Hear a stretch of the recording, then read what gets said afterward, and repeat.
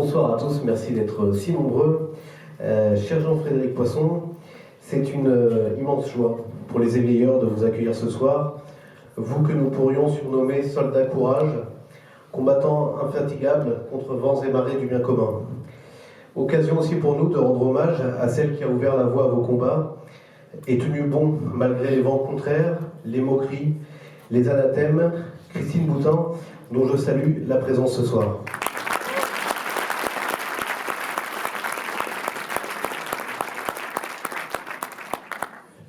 Philosophe de formation, homme d'entreprise, vous avez été directeur des ressources humaines. Vous êtes tombé assez vite dans le bain de la politique en vous engageant comme élu de terrain, à peine trentenaire, à Rambouillet, tout en continuant vos activités dans le privé. Élu maire de Rambouillet en 2004, puis député de 2007 à 2017, vous avez vite gravi les échelons de la politique, étant doté de nombreuses qualités. Vous êtes cultivé, talentueux, travailleur, honnête et constant, ce qui vous distingue particulièrement de notre personnel politique assez accablant.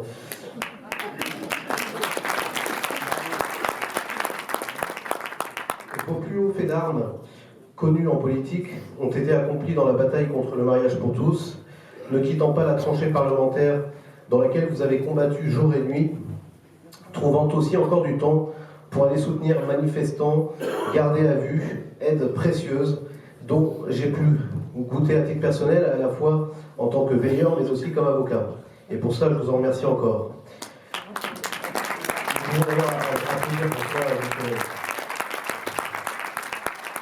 Chantre aussi du combat pour la défense de la vie, contre les manipulations du génome, vous avez écrit un livre visionnaire il y a 10 ans, Biotique, l'homme contre l'homme, dans lequel vous dénonciez déjà les possibles dérives de pratiques médicales pouvant mettre en danger la dignité humaine.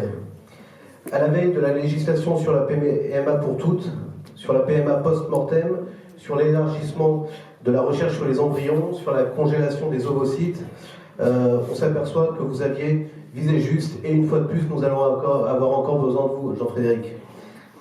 Mais ce qui vous distingue encore aussi des autres, c'est que vous n'êtes pas rancunier et que vous ne vous désespérez jamais. Vous ne vous désespérez jamais. Soldat courage, on peut le dire, lâché assez honteusement par beaucoup quelques jours avant les primaires pour l'éternel vote utile qui nous a jeté tout cru dans les bras de Macron. Vous avez enchaîné ensuite une débâcle électorale, malheureusement aussi sûrement que vous n'aviez pourtant failli sur rien. Foutue démocratie, avez-vous dû penser pendant ce long chemin de croix? Vous n'êtes pas le seul, je vous rassure. Avec courage, vous avez repris votre bâton de pèlerin, aussi gaiement et sûrement qu'auparavant, travaillant à une reconquête électorale audacieuse pour les européennes sous la bannière des amoureux de la France, et livrant récemment un essai magistral sur l'islam, objet de notre invitation ce soir, duquel il ressort, si nous avions encore un doute, que votre éloignement forcé de l'Assemblée nationale ne vous a rien fait perdre de votre lucidité et de votre bravoure. Cher Jean-Frédéric, bienvenue et merci d'être là ce soir.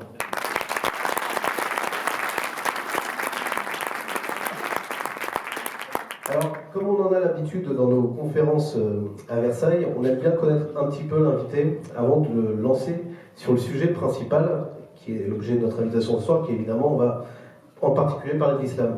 Mais avant toute chose, Jean-Frédéric, puisqu'on parle beaucoup aujourd'hui de crise politique, ce serait intéressant, je pense, pour tous nos auditeurs, de savoir ce qui a été le déclencheur pour vous de votre engagement en politique, sachant que vous aviez déjà lancé une carrière dans le privé manifestement prometteuse, qui vous a conduit progressivement à vous détacher du monde de l'entreprise. Avant de répondre à votre question, d'abord je voudrais vous remercier de votre invitation chaleureusement, vous dire combien je mesure la chance que vous avez ici à Versailles d'avoir une association comme les Éveilleurs d'Espérance, parce que je fais partie de ceux, on va certainement l'aborder pendant la soirée, qui sont convaincus que désormais les combats les plus importants sont culturels, ça veut dire qu'ils sont encore plus difficiles que s'ils n'étaient que politiques ou législatifs. Et c'est très précieux d'avoir cette association et cet engagement ici, et je suis ravi de venir dans cette salle où nous avons tenu tant, ma chère Christine, de réunions électorales au fil des années. Donc merci pour cette invitation et votre action tout au long des jours. Et merci aussi pour le portrait que vous avez dressé, même s'il était évidemment tout à fait impartial et insuffisamment élogieux, mais je m'en contenterai pour cette fois-ci. Je suis surtout pas tout à fait certain de répondre complètement à cette exigence, mais admettons. Alors, merci d'avoir salué la présence de Christine ici, parce que pour répondre à votre question, je vais dire très simplement que j'ai eu la chance de m'engager très tôt dans le secteur socio-culturel, ça s'appelle socio-cul dans les gazettes, je vais des guillemets, hein, c'est pas un gros mot. J'ai été un président de maison des jeunes dans banlieue nord de Paris très jeune, j'avais 19 ans. J'étais pas du tout destiné à la carrière politique, d'ailleurs quand je suis devenu directeur de cabinet de Christine, ici présente, il y a maintenant presque 25 ans, oui 25 ans, je ne savais même pas ce que c'était, pour tout vous dire. Donc, ce qui a déterminé mon engagement politique, c'est simple, c'est que j'ai un jour entendu Christine dans une conférence à Saint-Laurent-sur-Sèvre, qui était organisée par nos amis de la Fondation de services politiques déjà à l'époque, que certains connaissent sans doute ici. J'ai entendu Christine parler du statut de l'embryon et des lois de bioéthique, déjà, qui arrivait en deuxième lecture à l'Assemblée nationale le printemps suivant. Et je suis allé voir Christine à la fin de la réunion publique, comme aujourd'hui, des gens viennent me voir moi. À la fin des réunions publiques, c'est le sort des personnalités publiques. Et je suis allé lui dire, je suis philosophe, donc par hypothèse, je ne sais pas faire grand-chose. J'ai un peu de temps parce que je viens de quitter mon job, contre mon gré, mais ce sont des choses qui arrivent. Si vous voulez un coup de main sur ces sujets, je veux bien vous le donner. Puis ça s'est fait comme ça, de fil en aiguille. 2 semaines après, j'étais son directeur de campagne pour les élections cantonales, donc il n'a jamais connu la politique autrement que par un bulletin de vote et une urne. Je vais dire que nous avons gagné, donc elle a gagné.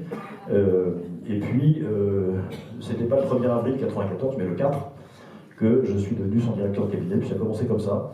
J'étais parti pour faire 3 mois de campagne électorale, et ça fait un quart de siècle maintenant que j'y suis. Certains ont considéré que c'était un peu trop, en juin 2017, puisqu'ils m'ont donné la chance de récupérer un peu de temps libre, ce qui permet de voir mon épouse un peu plus que d'habitude, c'est une excellente nouvelle, de recommencer à jouer aux cartes, de promener, d'aller un peu en vacances, d'écrire, de lire, de fureter dans la bibliothèque, ce que je n'avais plus le temps de faire non plus, et puis de voir mes amis, de passer un peu de temps avec eux, même si ce n'est jamais assez.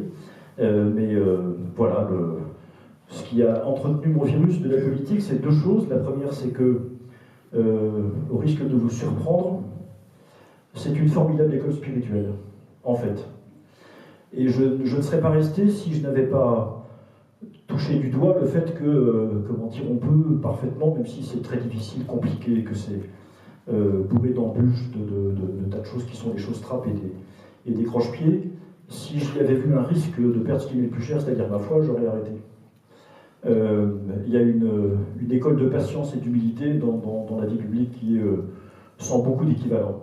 J'ai eu la chance de connaître quelques univers différents. Je n'ai jamais trouvé ça ailleurs, pour dire les choses très très précisément. Une école de pardon aussi. Ça n'est pas la chose la plus facile, en politique comme ailleurs.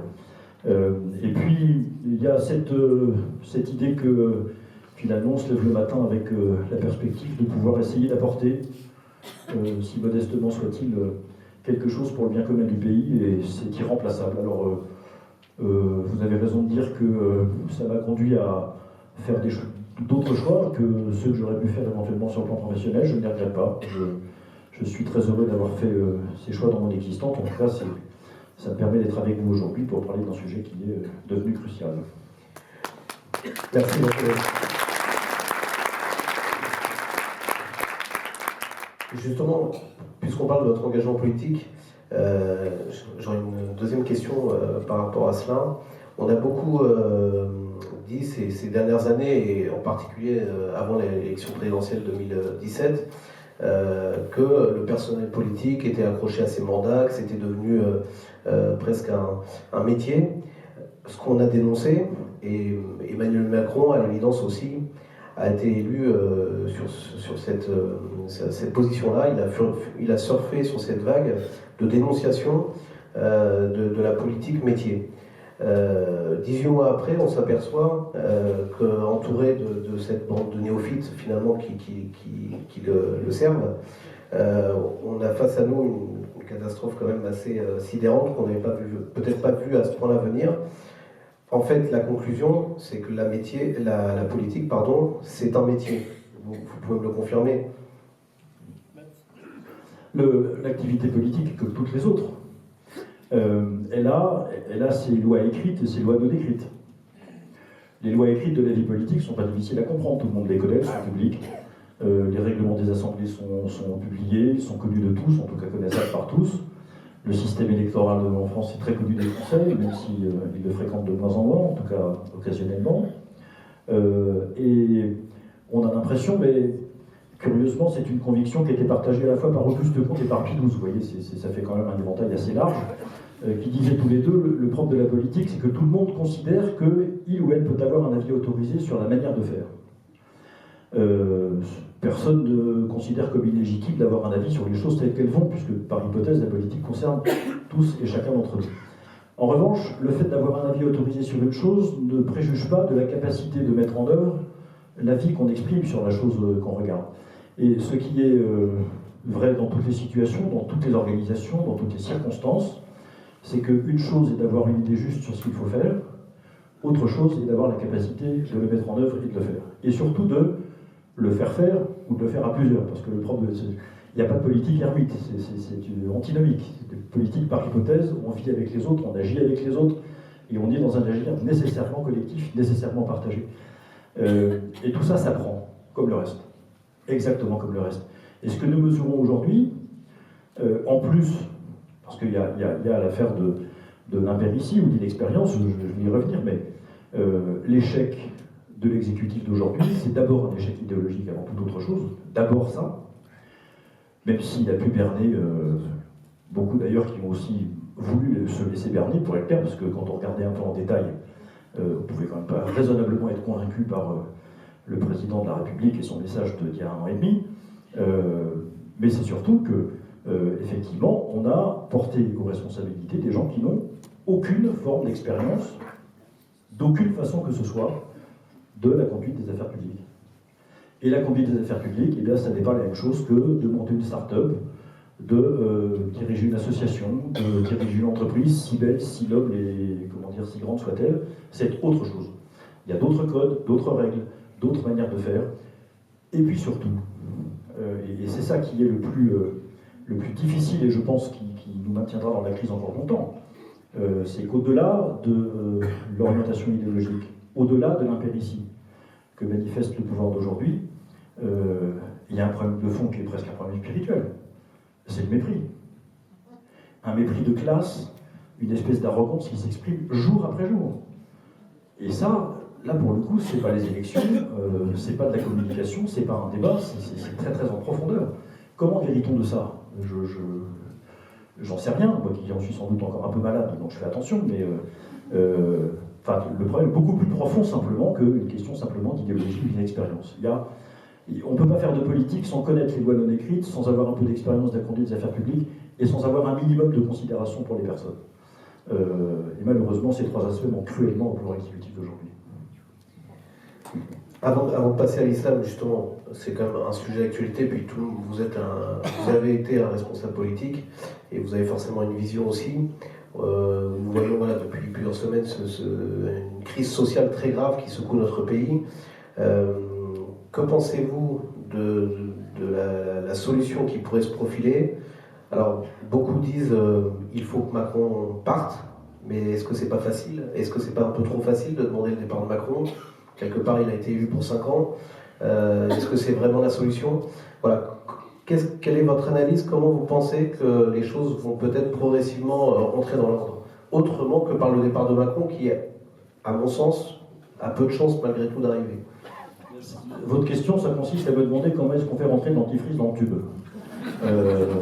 Et là, franchement, alors avec beaucoup de moyens techniques, de la patience et des circonstances favorables, on peut y arriver, mais ça prend un temps infini et nous n'avons pas ce temps-là.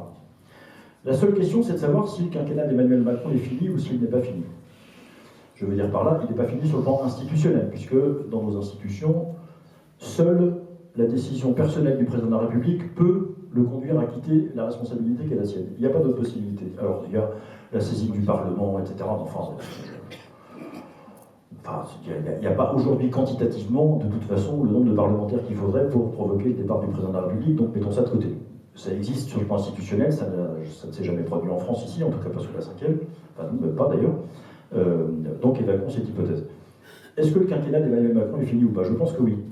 Je pense que plus jamais il ne sera en situation d'engager les réformes dont notre pays a besoin pour deux raisons. D'abord parce que celles qu'il veut engager ne sont pas celles dont le pays a besoin, et deuxièmement parce que de toute façon, je ne vois pas comment politiquement il peut récupérer suffisamment de moyens et de confiance de l'opinion publique et du peuple français pour le faire. Donc je pense que c'est terminé. Alors si c'est terminé, il y a deux solutions. Soit effectivement, il continuera de se maintenir artificiellement, enfin institutionnellement, de manière légale, bien sûr, au pouvoir, sans être capable de rien faire, à part de continuer de détruire le pays. Je suis d'une impartialité absolument totale sur Emmanuel Macron, vous l'avez compris, donc si ça froisse quelques-uns d'entre vous, j'en suis désolé, mais j'entendrai vos objections avec plaisir tout à l'heure.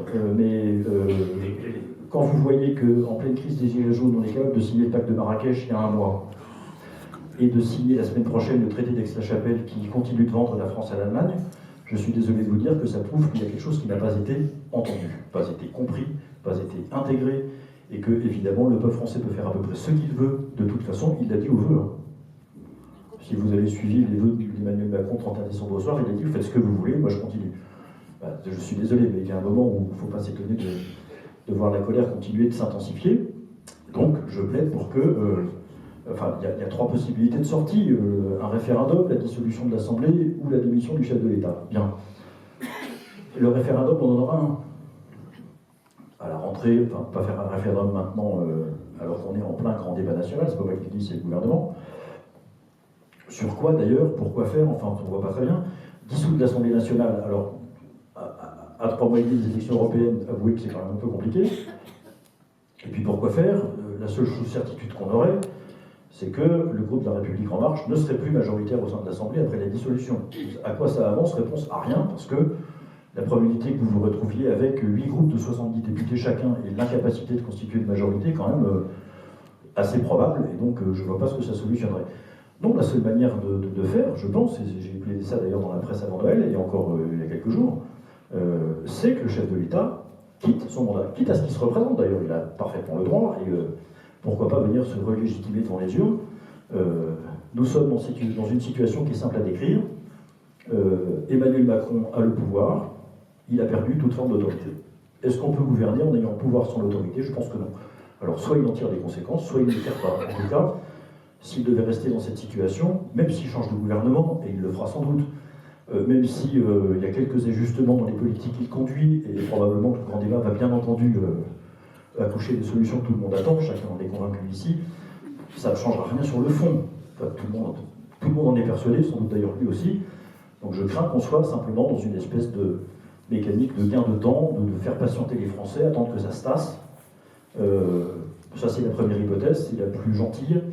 La deuxième hypothèse qui est un peu plus sèche, mais qui est probable, c'est que le pouvoir attise les tensions pour accréditer la thèse selon laquelle il est le seul rempart contre le fascisme qui arrive avec la veste brune, les chemises roses, les chemises marron et tout ce que vous voulez. Et donc, étant le seul rempart contre le fascisme, évidemment, il doit rester en situation.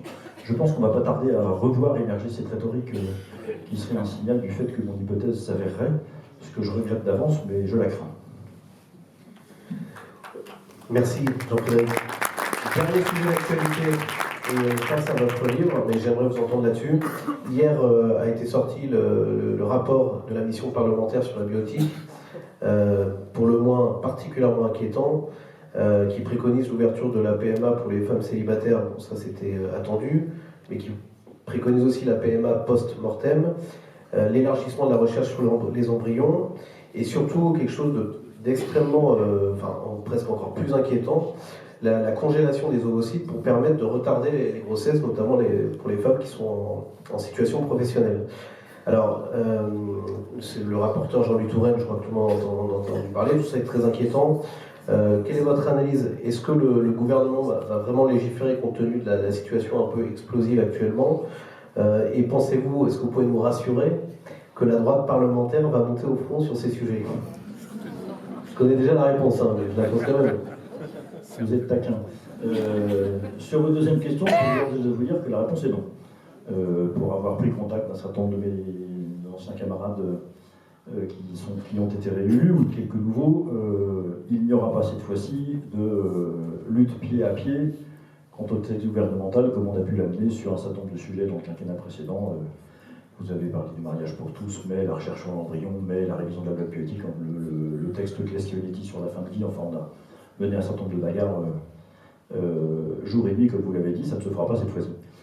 D'abord faute de combattants, d'une certaine façon, et puis deuxièmement parce que je crois que, d'une certaine manière, la nouvelle génération de députés d'opposition qui est entrée à l'Assemblée, elle est de son temps, dans le très mauvais sens du terme. Je veux dire par là que elle considère pour beaucoup de ses membres que ces sujets-là sont certes des sujets de principe importants, mais que, après tout, le monde peut tourner, même si la législation bioéthique change dans ce sens.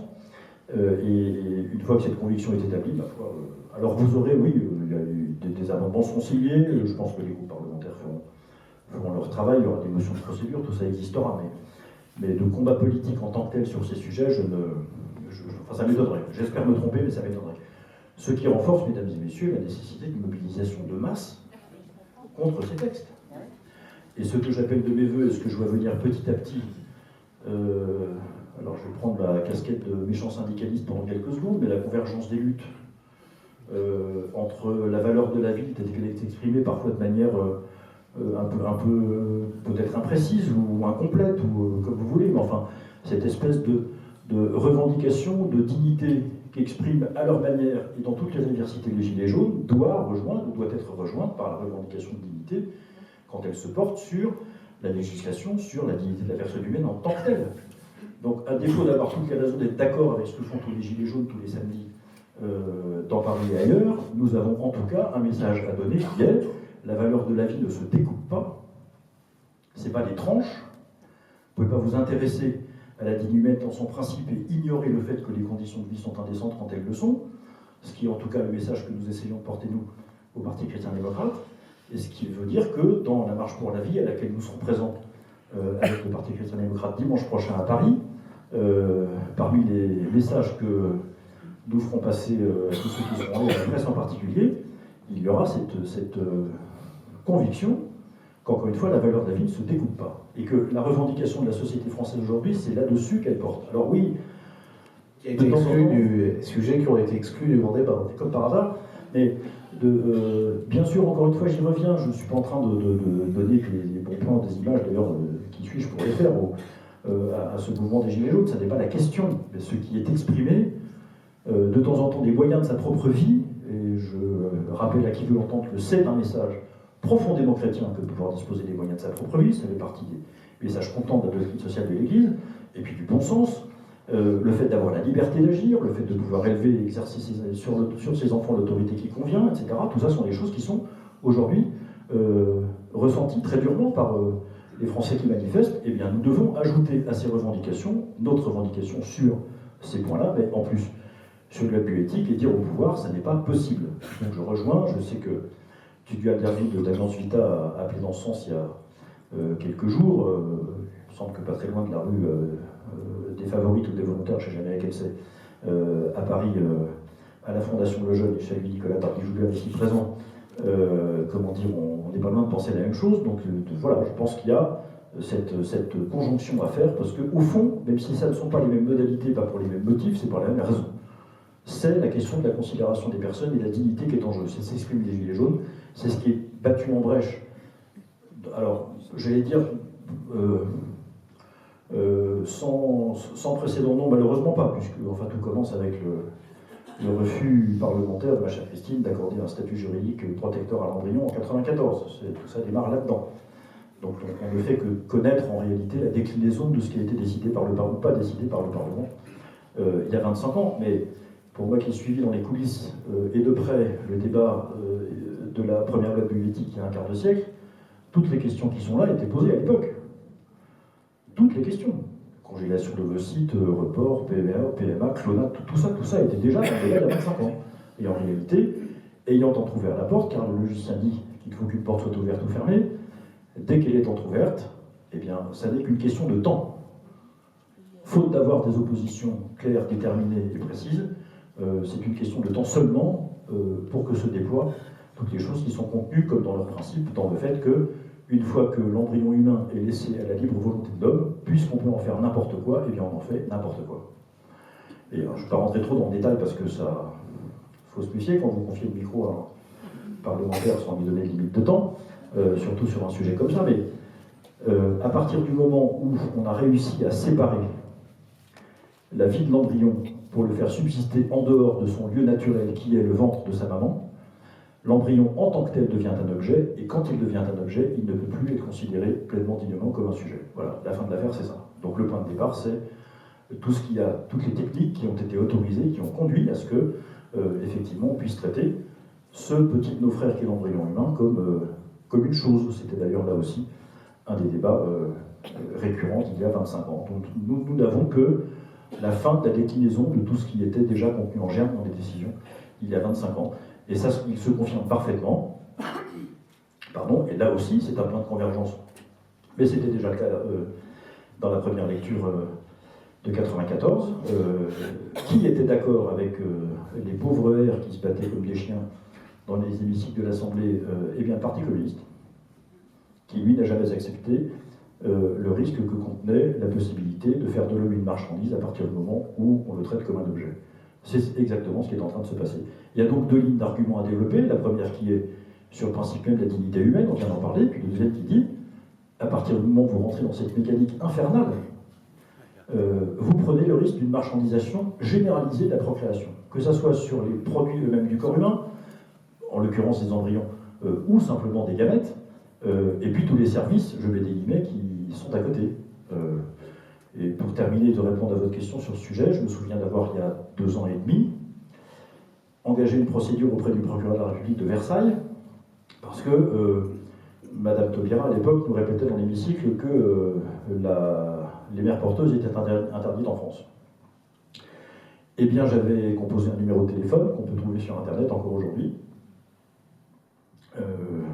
Nous étions tombés sur une charmante opératrice, probablement ukrainienne ou quelque chose comme ça, à qui on avait commandé un bébé, avec un numéro de téléphone fourni par un fournisseur d'accès, un opérateur téléphonique français, Orange pour ne pas le nommer. Donc j'avais attaqué auprès du procureur pour dire, mais c'est peut-être interdit, mais enfin, il y a des sociétés françaises qui permettent cette pratique. Donc vous devez attaquer les sociétés françaises qui la permettent, évidemment. Ça a été classé sans suite parce que on n'a jamais voulu s'occuper de ça.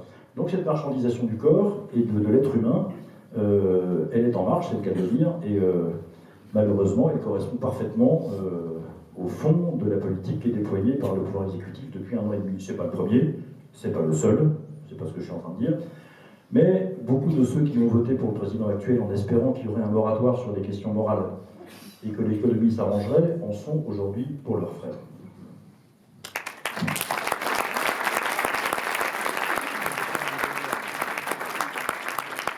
Alors Jean-Frédéric, voilà, après cette introduction fort intéressante, je passe à votre ouvrage édifiant que vous avez consacré à l'islam, dont il faut bien reconnaître que la lecture fait froid dans le dos, et en disant d'ailleurs sur la difficulté que nous allons avoir, et que nous avons déjà, à intégrer nos compatriotes de religion musulmane.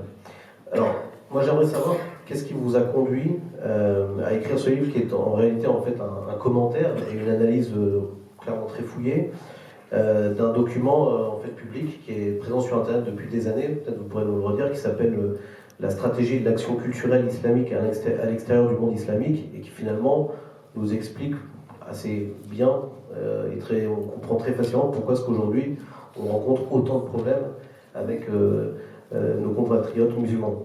Voilà. Pourquoi vous êtes allé sur ce sujet aussi brûlant, sachant que les sujets brûlants, chez vous, ils sont déjà légion? Ce qui m'a conduit à écrire ce livre, c'est la découverte de ce document-là. Il est là.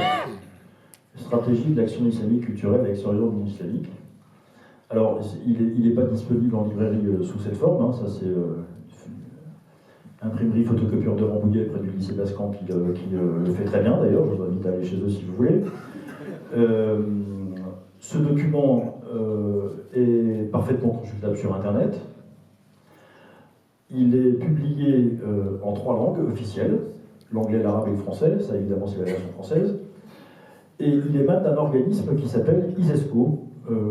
Alors, il faut peut-être faire un point rapide d'histoire sur cette question. À la fin des années 60, deux événements conduisent les pays arabes à vouloir s'organiser pour défendre leurs intérêts. Le premier événement, c'est la guerre des 6 jours et la déculottée absolument formidable que la Syrie, la Jordanie et l'Égypte reçoivent de la part d'Israël de manière assez inattendue, au point que, c'est de cette époque que date l'occupation du Sinaï, du Golan. Enfin, je ne vous ferai pas l'histoire, vous trouverez ça facilement si jamais vous ne vous en souvenez pas. Le deuxième épisode, c'est un attentat contre la grande mosquée d'Al-Aqsa à Jérusalem, qui est un des lieux saints de l'islam. Alors en cours aujourd'hui, quand on regarde la documentation, c'est intéressant parce que c'est un Australien qui a fait ça, il a mis le feu. Alors, quelques sources disent que c'est un juif orthodoxe très très intégriste, d'autres disent que c'est un chrétien très intégriste, on ne sait pas très bien ce qu'il était. En tout cas, la mosquée a pris feu au point que 40 ans plus tard, le chef de l'autorité palestinienne, quand il a commémoré l'anniversaire de cet accident, a dit que les cendres n'étaient pas encore tout à fait éteintes. Donc c'est un événement qui a beaucoup marqué. Et on comprend la communauté musulmane. Et à la suite de ces deux épisodes, les États arabes décident de s'organiser dans une organisation qui s'appelle l'Organisation de la coopération islamique. Cette organisation rassemble les 57 États musulmans de la planète. Il n'en manque pas un. 57 membres à plein temps, plus un certain nombre d'États qui sont à titre d'observateurs, comme par exemple la Russie. Pourquoi la Russie siège-t-elle comme observateur à l'OCI? Réponse parce que l'islam est natif en Russie.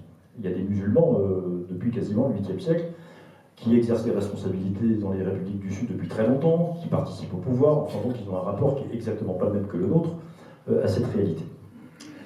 Cette organisation a deux objectifs. Un, défendre les intérêts des États arabes et des États musulmans dans le monde entier, et deux, promouvoir, soutenir la cause palestinienne, puisque, on y reviendra sans doute, mais la cause palestinienne est emblématique de la cause arabe et musulmane, pour une raison simple, c'est que c'est Israël qui occupe une terre que les Arabes devraient occuper. Israël ne devrait pas avoir le droit d'occuper cette terre, et donc il faut à tout prix la récupérer. Et comment la récupérer? Réponse, en installant les Palestiniens à la place de l'État juif sur le territoire palestinien. Ce qui explique que dans toutes les organisations arabes internationales, la cause palestinienne est absolument centrale. Donc cette organisation est constituée. 10 ans plus tard, elle décide d'entrer sur le champ de l'action culturelle. Et elle se dote, comme l'UNESCO s'est doté à sa fondation, ou un peu après sa fondation, de l'UNESCO, l'ONU s'est dotée de l'UNESCO, l'OCI se dote de l'ISESCO. Et comme il y a une organisation des Nations Unies pour la science, l'éducation et la culture, c'est l'UNESCO, eh bien, il y a une organisation islamique pour la science, l'éducation et la culture, qui s'appelle ISESCO.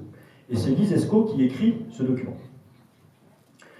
En partant de deux constats. Premier constat, à partir des années 70, les communautés musulmanes sont durablement installées en Occident. Elles n'en partiront pas, c'est ce que dit le document. Mais le problème, c'est que la société occidentale est tellement attractive aux yeux de ces communautés qu'elles s'affaiblissent.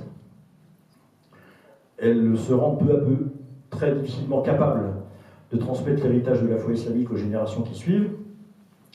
Et cet affaiblissement provoque une fragilisation générale de l'ensemble de la communauté musulmane, l'ensemble de l'Oumma, vous avez déjà entendu ce nom. Et puis le deuxième constat, c'est que nous sommes effectivement dans un conflit de civilisation, je reviendrai sur ce point juste un peu plus tard, et que, en face de la société occidentale décadente, qui n'est absolument plus capable d'assurer la prospérité de ceux qui vivent sous son égide, eh bien, il faut dresser et faire valoir l'islam, qui est une civilisation brillante, non pareille, qui a beaucoup apporté à l'humanité. D'ailleurs, la civilisation islamique a apporté beaucoup de choses à la civilisation occidentale, je ne fais que citer le document de la stratégie. Et donc, l'islam est désormais, compte tenu de sa richesse et de sa solidité, en position de force par rapport à une civilisation occidentale décadente. Donc ce double constat conduit les responsables de l'ISESCO, les 57 États musulmans, donc, dédiés en quelque sorte sur un plan de réaction sur le champ culturel, à élaborer ce document, qui est un document stratégique, qui explique deux choses. Première chose, enfin c'est la même chose mais dite de manière un peu différente, quelle est l'intention générale? Très simple, installer, je cite, une civilisation de substitution à la civilisation occidentale. C'est à la page 83 de ce document dans sa version française.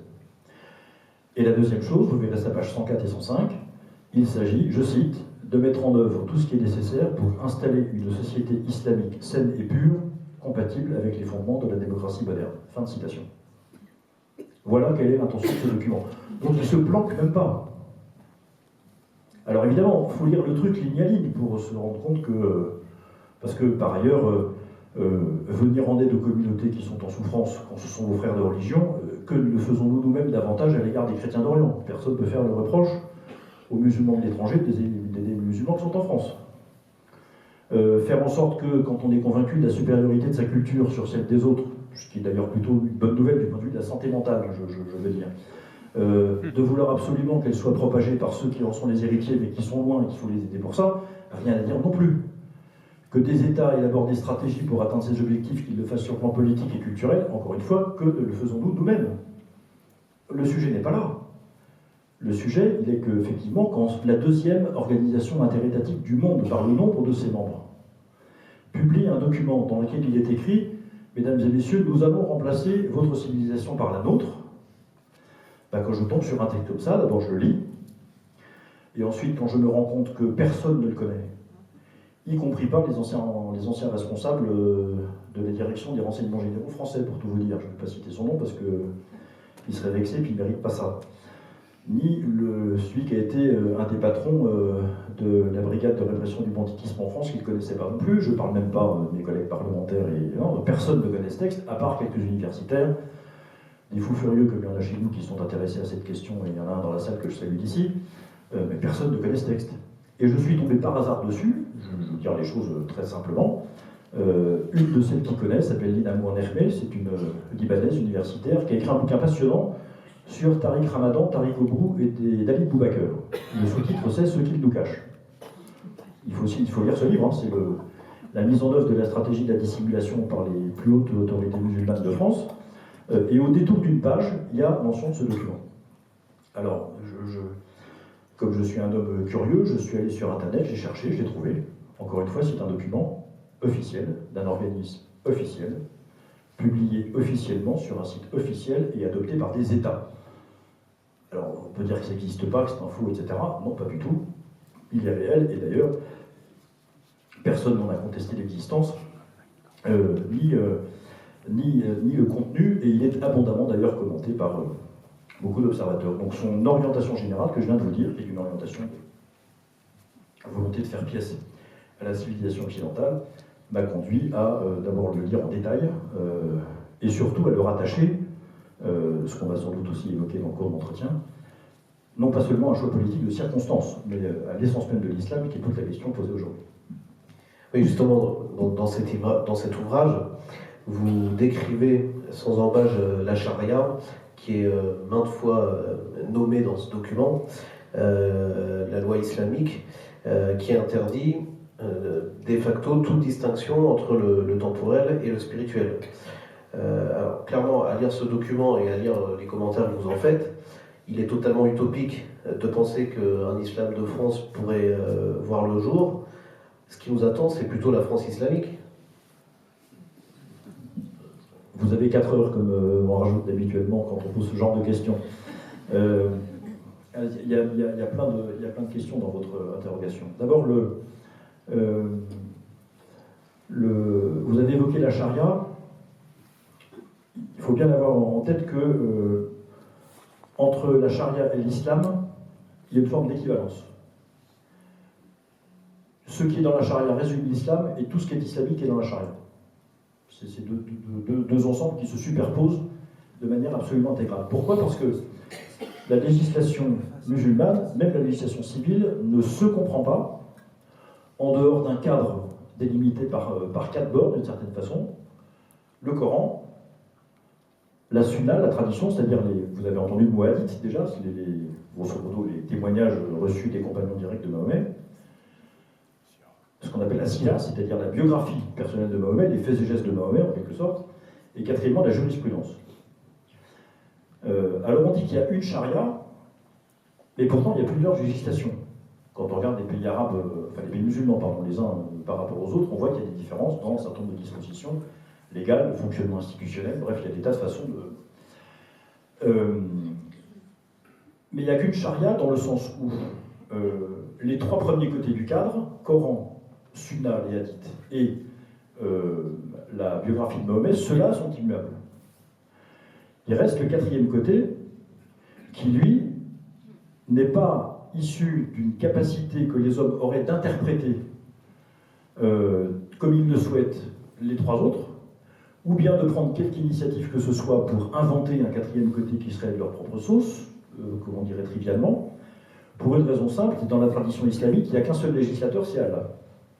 L'homme n'a pas le pouvoir de décider de son propre chef de loi qui déborderait du cadre fixé par le Coran, par la tradition et par la biographie de Mahomet. Alors vous allez me dire comment on explique par exemple qu'il y a des pays musulmans dans lesquels la polygamie est interdite, et puis il y en a d'autres dans lesquels on peut avoir jusqu'à 4 femmes. Parce que le Coran lui-même dit les deux choses. C'est dans la sourate 4 où vous trouvez qu'à un verset, il est indiqué que vous pouvez avoir jusqu'à 4 femmes, puis quelques versets plus loin, on vous dit que vous pouvez en avoir 4 si et seulement si vous êtes capable de les entretenir, ainsi que les enfants qu'elles auraient éventuellement quand vous les épousez. Et si vous n'êtes pas capable, alors il vaut mieux en avoir qu'une. Donc les juristes musulmans, quand ils ont essayé d'appliquer ça dans leur pays, ils se sont dit, alors qu'est-ce qu'on fait? Est-ce qu'on l'autorise? Est-ce qu'on l'interdit? Comment fait-on? Eh bien, vous avez plusieurs possibilités d'écrire la loi civile en fonction de l'option que vous prenez dans le Coran.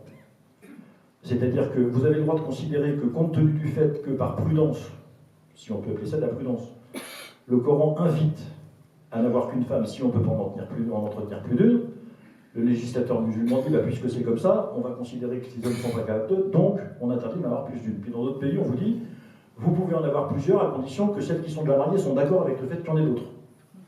Puis dans d'autres pays, on vous dit, vous pouvez en avoir autant que vous voulez jusqu'à 4, puisque vous ne pouvez avoir droit que jusqu'à 4 femmes, sauf le prophète qui lui a le droit d'en avoir à peu près 32, je crois que c'est 39 dans le texte, il me semble qu'il y a un chiffre qui est... Ça fait rêver, hein, franchement. Opportunité. Oui, sans commentaire. Mais 39 parce que opportunément, Mahomet a reçu la révélation d'un verset quand il était dans une situation polygamique un peu inextricable, que lui, il avait le droit d'avoir plus que 4 parce que c'était le prophète. Enfin, il y a de temps en temps comme ça des révélations opportunes qui arrivent au bon moment dans la biographie de ce bon Mahomet. Donc, au fond, vous voyez que la seule diversité juridique dans l'islam ne s'explique que par les différentes manières dont on peut imaginer de décliner des principes qui, eux, sont immuables. L'image qui dit de ça, c'est le puzzle. Il suffit de mettre un enfant devant un puzzle et vous vous rendez compte que... alors, il y a plein de manières de faire. Il y a ceux qui cherchent d'abord les coins, ceux qui cherchent les bords, il y a ceux qui mettent par tas de couleurs, d'autres par les tas de formes, etc. Mais à la fin du compte, c'est la même image que vous assemblez. Il s'agit bien de la même image de référence, même si la façon de l'assembler peut différer. Eh bien, la charia, c'est ça.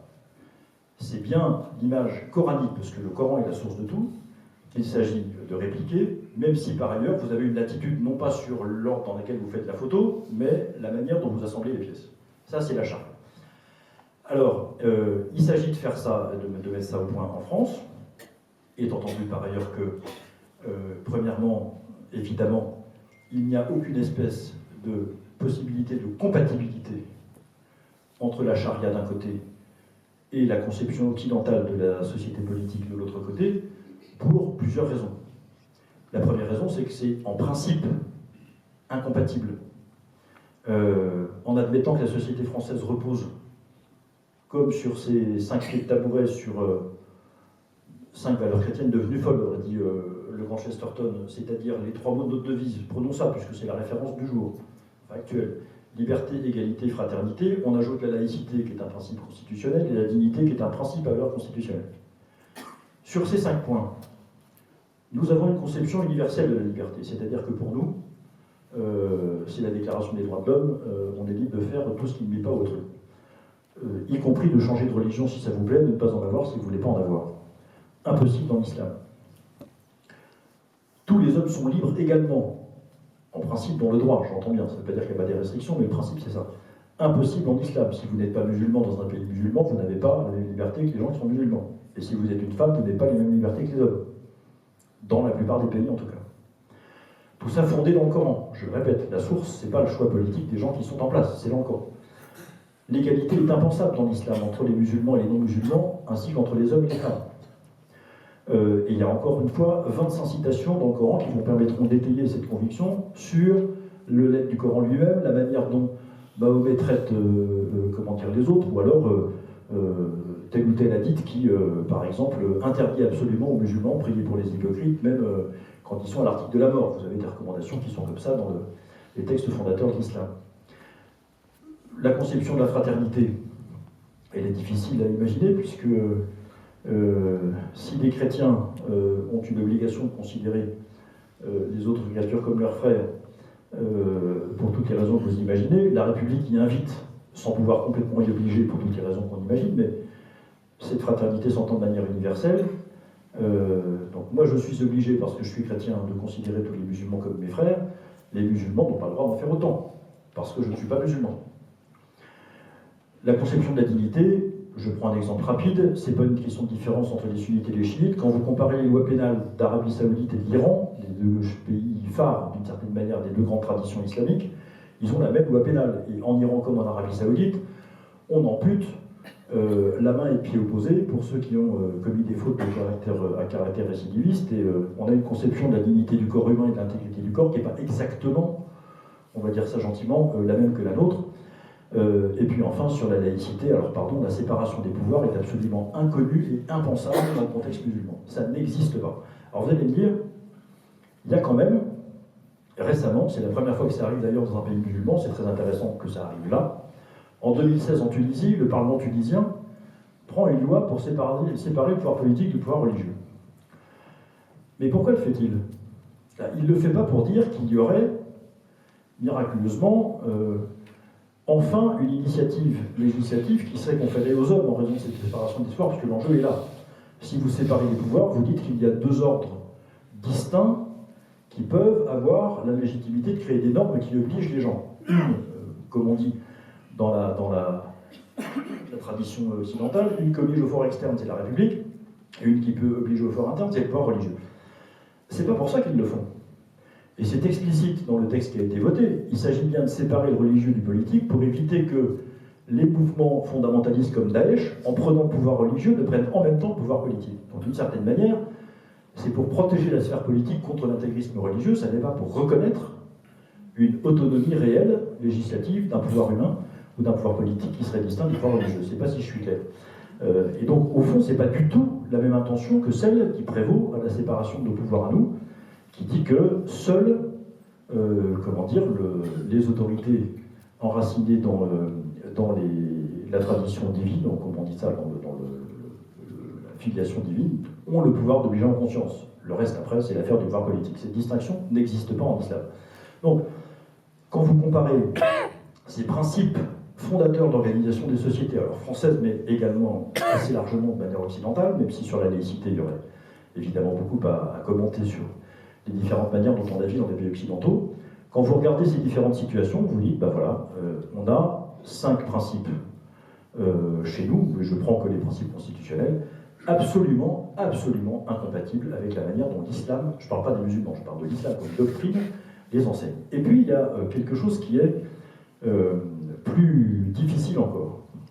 Je vais prendre un exemple que tout le monde connaît, c'est celui des horaires réservés dans les piscines. Dans certaines piscines, des horaires qui sont réservés pour les femmes. Est-il illégal de réserver des horaires pour les femmes dans les piscines publiques? La réponse est non. Il y a déjà des tas d'horaires qui sont réservés pour des populations différentes dans les piscines publiques. Il y en a pour les élèves des écoles qui apprennent à nager, il y en a pour les sportifs qui ont une licence dans les clubs de natation, il y en a pour les personnes à mobilité réduite qui doivent pouvoir bénéficier des bassins et évoluer sans difficulté, il y en a pour ceux qui sont en rééducation, en santé, enfin il y en a pour des tas de gens. Et puis ceux qui ont payé leur cotisation pour faire de l'aquagym, de l'aquabike, du poney aquatique, enfin j'en sais rien, tout ça. Voilà. Donc tout ça c'est réservé. Mais vous comprenez bien que c'est réservé soit parce qu'on a acquis un droit en payant quelque chose, qui fait partie des transactions normales dans une société, ou alors pour protéger un certain nombre de personnes contre leurs faiblesses ou quand elles sont en situation d'apprentissage. Donc ce sont des choses qui se justifient, non pas parce qu'on aurait peur d'un moment de relation furtif entre deux populations de sexe différents, mais parce qu'il y a une utilité sociale d'une certaine façon qui se comprend, qui se justifie et qui explique qu'on puisse réserver des créneaux en matière publique. Accordez-moi que le principe qui conduit à réserver ces horaires pour les femmes musulmanes dans les piscines publiques, considérant a priori que on aurait, deux populations, c'est-à-dire des tentatrices congénitales en face d'hommes lubriques absolument insatiables, et que nécessairement ça fait une catastrophe quand elles se croisent, j'attire votre attention au-delà du sourire sur le fait que c'est pas sur une telle relation de défiance, qu'on peut durablement construire une société. Et au fond, peut-être plus encore que le problème institutionnel, il y a une marque terrible de défiance à l'égard de l'homme dans l'islam qui traverse ça comme une espèce de fil conducteur. Ce qui explique que, d'une certaine façon, il n'y a pas de séparation entre le politique et le religieux parce que, d'une certaine manière, la conversion du cœur et la sincérité n'intéressent pas tant que ça la doctrine islamique. C'est pas pour autant qu'il n'y a pas des invitations spirituelles dans le Coran. Il y en a dans les hadiths. Il y a un hadith très célèbre qui s'appelle l'hadith de Djibril. Djibril, c'est le nom arabe de Gabriel, de l'ange Gabriel, qui vient voir Mahomet et qui lui demande quels sont les 4 degrés de la foi. Alors, on comprend bien, il y a celui qui croit parce qu'il croit de l'extérieur, puis ça va jusqu'à une forme de relation, de relation avec Dieu. Donc c'est pas facile de parler de relation avec Dieu dans l'islam parce que c'est pas comme ça que ça se joue, mais enfin une foi profonde dans Dieu. Et donc on distingue bien les différents degrés de spiritualité. À un autre moment, dans les hadiths, il y a une forme de prière du soir que ceux qui sont croyants dans cette salle et chrétiens pourraient facilement réciter parce que le texte est très beau en plus, et c'est une manière dont on confie son âme à Dieu avant de dormir, ce que beaucoup de chrétiens en France et ailleurs dans le monde font absolument tous les soirs. Donc c'est pas qu'il n'y a pas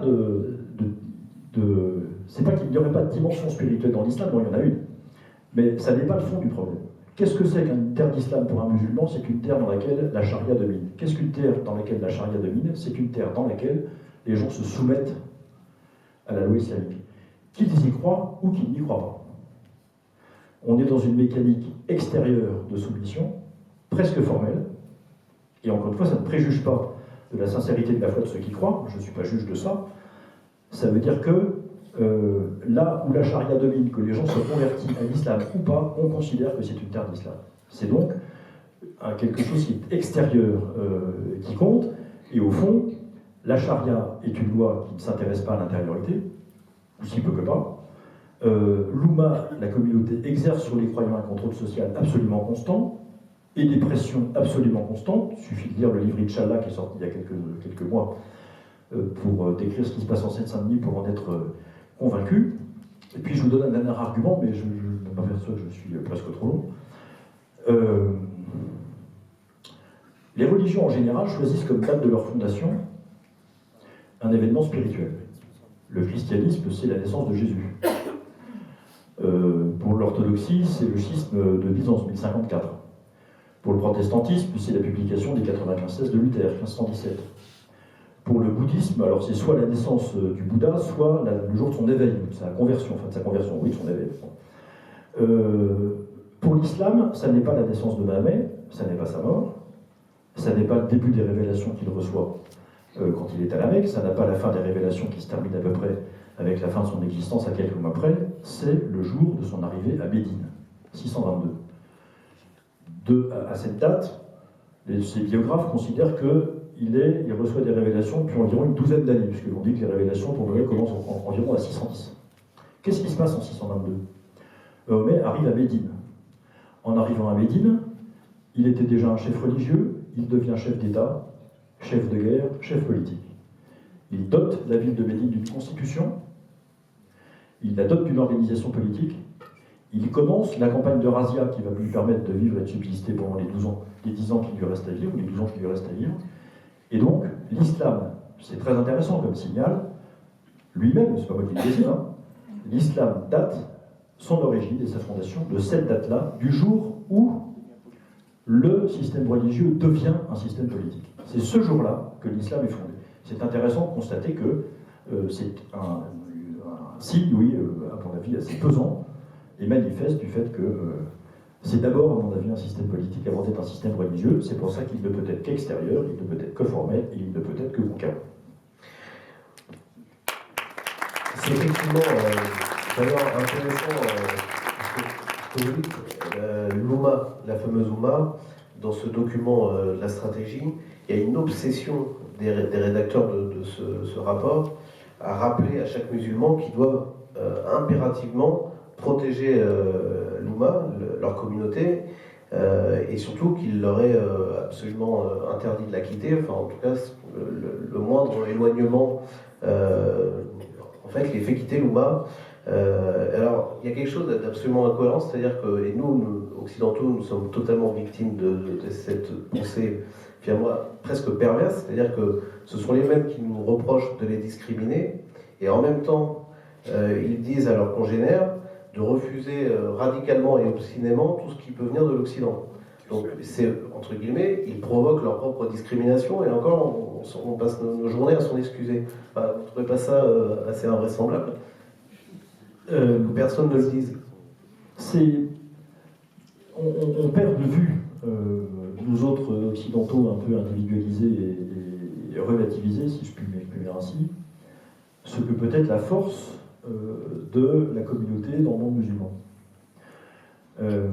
La religion musulmane est une religion qui est extrêmement maternelle en réalité sous ce rapport.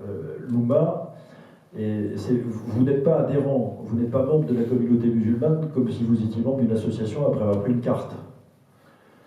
L'appartenance à la communauté, d'abord, elle est naturelle. Pour un musulman, il y a une religion. Vous naissez avec cette religion à l'intérieur de vous, que vous le sachiez ou non. Mesdames et messieurs, j'ai une bonne nouvelle pour vous. Du point de vue de l'islam, nous sommes tous musulmans. Car du point de vue musulman, il n'y a qu'une religion, et une seule, c'est la religion naturelle de l'homme, c'est l'islam. Comment se fait-il qu'il y ait des gens qui ne le soient pas? Les errements de l'éducation, les failles de l'histoire, les conflits de culture, les guerres, enfin il y a des tas de raisons qui nous font dévier de notre trajectoire dans une existence humaine. Donc nous sommes tous ceux d'entre vous et nous qui ne sont pas musulmans dans cette terre, en fait vous êtes des déviants, sans le savoir, et le premier devoir de tout musulman sur cette terre est de vous rappeler qu'il faut vous remettre dans l'axe. Parce que la communauté musulmane, elle a deux missions. Un, elle protège les croyants. Quand je dis qu'elle les protège, elle les nourrit, elle les contrôle, elle les fait vivre, elle les soutient, elle les entretient, elle les enseigne, elle les instruit, elle les fait prier. Enfin voilà, là c'est toute la communauté. Il n'y a absolument pas, cette notion d'une société qui serait organisée à la grecque classique, maison par maison, puis que la nature réunirait dans une cité avec une autonomie pour chaque. Pas du tout. C'est pas du tout comme ça que ça fonctionne. Alors nous, on a une vision très occidentalisée de ça, parce que les musulmans qui vivent chez nous, ils vivent aussi un peu quand même à l'européenne malgré tout. Mais en tout cas, la tradition islamique est infiniment plus communautaire au sens extrêmement fort du terme que l'image qu'on peut en avoir même ici. Encore que, lorsque l'islam s'installe dans les territoires et que les barbus prennent le pouvoir quelque part, c'est ça qui se passe. Et dans Inch'Allah, le livre dont je parlais tout à l'heure, il y a une anecdote savoureuse là. On est au moment de l'état d'urgence. Le Parlement vient de décider d'installer les assignations à résidence, vous savez, pour contrôler les mouvements de ceux qui sont soupçonnés d'être éventuellement des terroristes ou d'avoir des liens avec le terrorisme.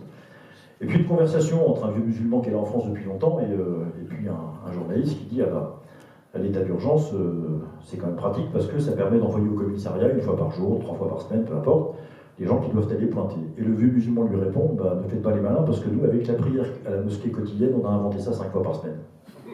Ce contrôle social. Il faut bien, 5 fois, oui, une fois par jour au minimum, mais ça peut être 5 fois par jour, effectivement, si c'est possible, parce qu'il n'y a pas non plus. Donc au fond, cette dimension de contrôle est indissociable de sa fonction nourricière. Il y a bien les deux dans la communauté musulmane. Et ce qui fait la force de l'islam, c'est la force de cette communauté, donc tout ce qui la fragilise, par définition, doit être combattu.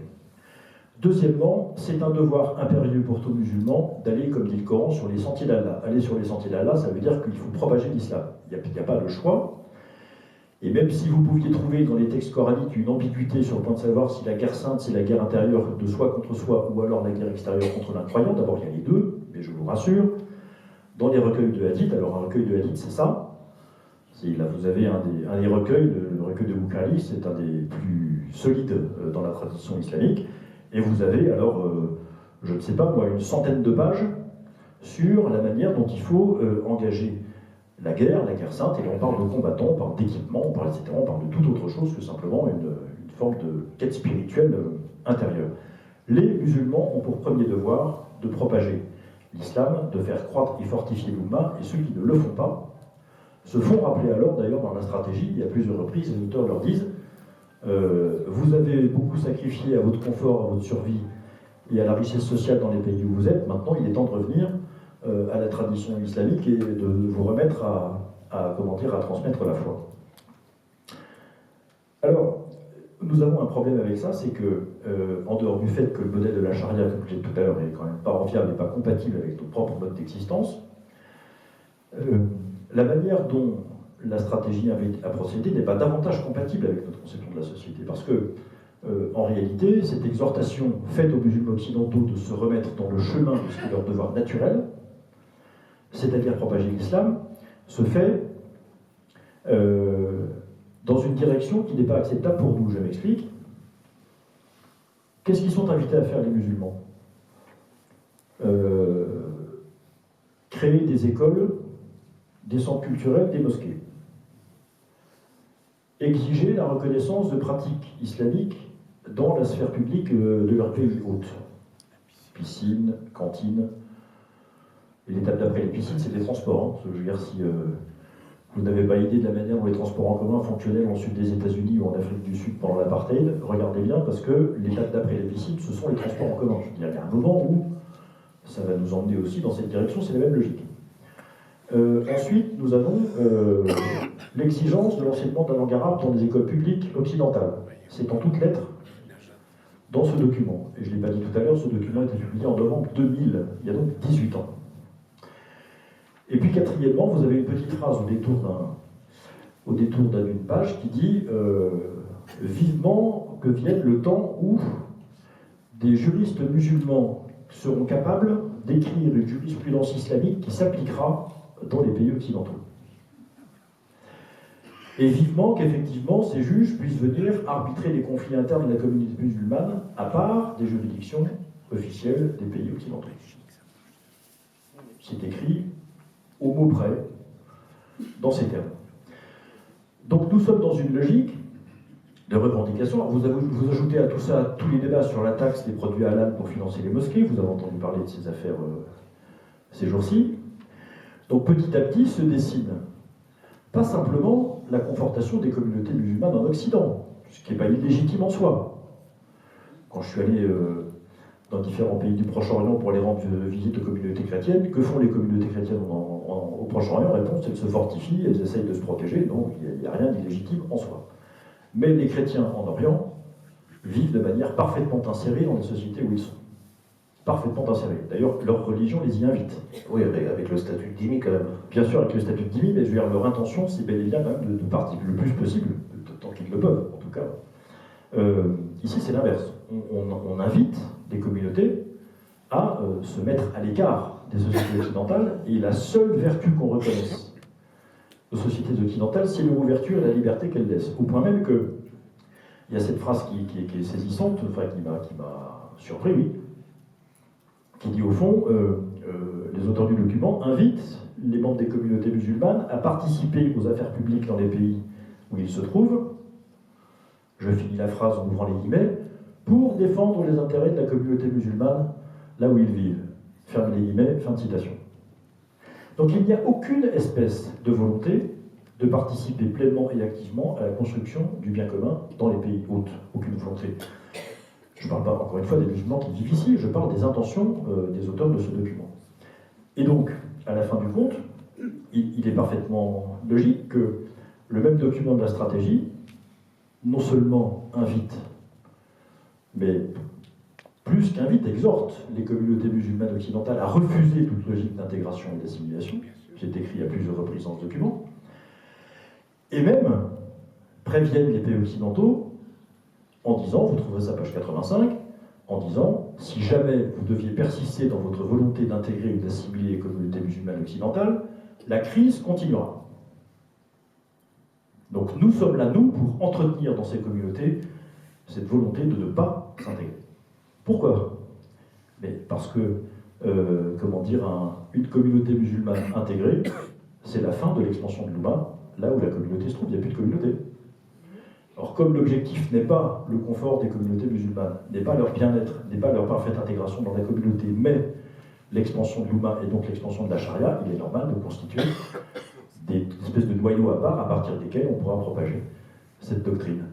Donc voilà qui, effectivement, nous replace dans la question que vous posez tout à l'heure, c'est-à-dire il y a à la fois un très profond mépris pour la société occidentale matérialiste, mais je partage assez ce mépris et cette critique au fond, en même temps qu'une très grande méfiance à l'égard de ces dangers, que je partage pour le coup intégralement.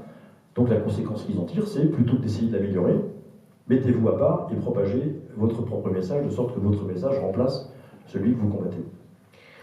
Mais d'ailleurs, le rapport aussi le précise de façon très éclairante, c'est que on leur donne un mode d'emploi pour travailler à l'expansion de la charia. Vous disiez tout à l'heure, en fait, les États musulmans se réjouissent que l'islam se répande par des flux d'immigration finalement qu'ils encouragent. Et comme vous le rappeliez à l'instant, nous, Occident, on est presque invité à les laisser faire, sinon effectivement ils nous préviennent qu'il y aura une forme d'opposition qui va se créer, puisque de toutes les façons ils ont leur propre mode d'emploi.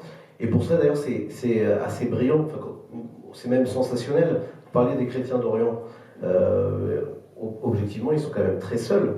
Enfin, quand on lit ce rapport, on comprend mieux pourquoi est-ce que les musulmans se développent beaucoup plus facilement que nous, civilisations chrétiennes, aujourd'hui, nous arrivons à nous développer dans ces pays-là. Alors, il y a quelque chose qui m'a quand même vraiment frappé, c'est l'article 22 de la Déclaration islamique des droits de l'homme, qui est assez édifiante, sur la liberté de l'homme. C'est-à-dire que tout homme a le droit d'exprimer librement son opinion, pourvu qu'elle ne soit pas en contradiction avec les principes de la charia. Ça, c'est quand même assez extraordinaire. Non, mais donc, je dirais que si on suit la logique, parce qu'il faut quand même les entendre, c'est-à-dire qu'ils ne cessent de demander des droits, de demander une liberté, mais finalement, plus on va leur donner de droits et de liberté, plus nous sommes presque condamnés à nous-mêmes devenir leurs dhimmis. C'est quand même un peu le risque qu'on court. Et c'est là que pourquoi j'en viens ici, c'est que là, les responsables politiques ont quand même pour le coup, un devoir, donc une responsabilité quand même immense par rapport à cela. Et alors là, il y a une question quand même qui se pose, c'est est-ce qu'il y a à l'évidence peut-être un aveuglement collectif, mais les responsables politiques, pour le coup, à ce titre, ont quand même des devoirs. Alors, est-ce que c'est une forme de lâcheté de leur part de ne pas agir? Est-ce que c'est aussi quelque part une forme d'ignorance? Est-ce qu'il n'y a pas aussi de l'ignorance? Il peut y avoir de la culpabilité dans l'ignorance, selon que vous devriez savoir ou pas. Si vous êtes ignorant et que vous devriez savoir, vous êtes coupable. Si vous êtes ignorant et que vous n'êtes pas dans l'obligation de savoir, c'est moins grave. Là, on est dans l'obligation de savoir. Il y a donc une culpabilité, mais ça vient de beaucoup plus loin. En 1973, donc 6 ans après la guerre des 6 jours, au cours de la guerre du Kippour, cette fois-ci, la Syrie et l'Égypte prennent une nouvelle raclée de la part d'Israël. Au bout de 18 jours de conflit, et au bout de 10 jours de conflit, les pays occidentaux demandent aux Arabes de signer un cessez-le-feu, ce qu'ils font vraiment à contre-cœur. Et puis, comme ils sont fâchés, ils déclenchent quelques semaines plus tard une réunion de l'Organisation des pays exportateurs de pétrole, l'OPEP, et à cause de cette guerre du Kippour, est provoqué en Occident le premier choc pétrolier 73.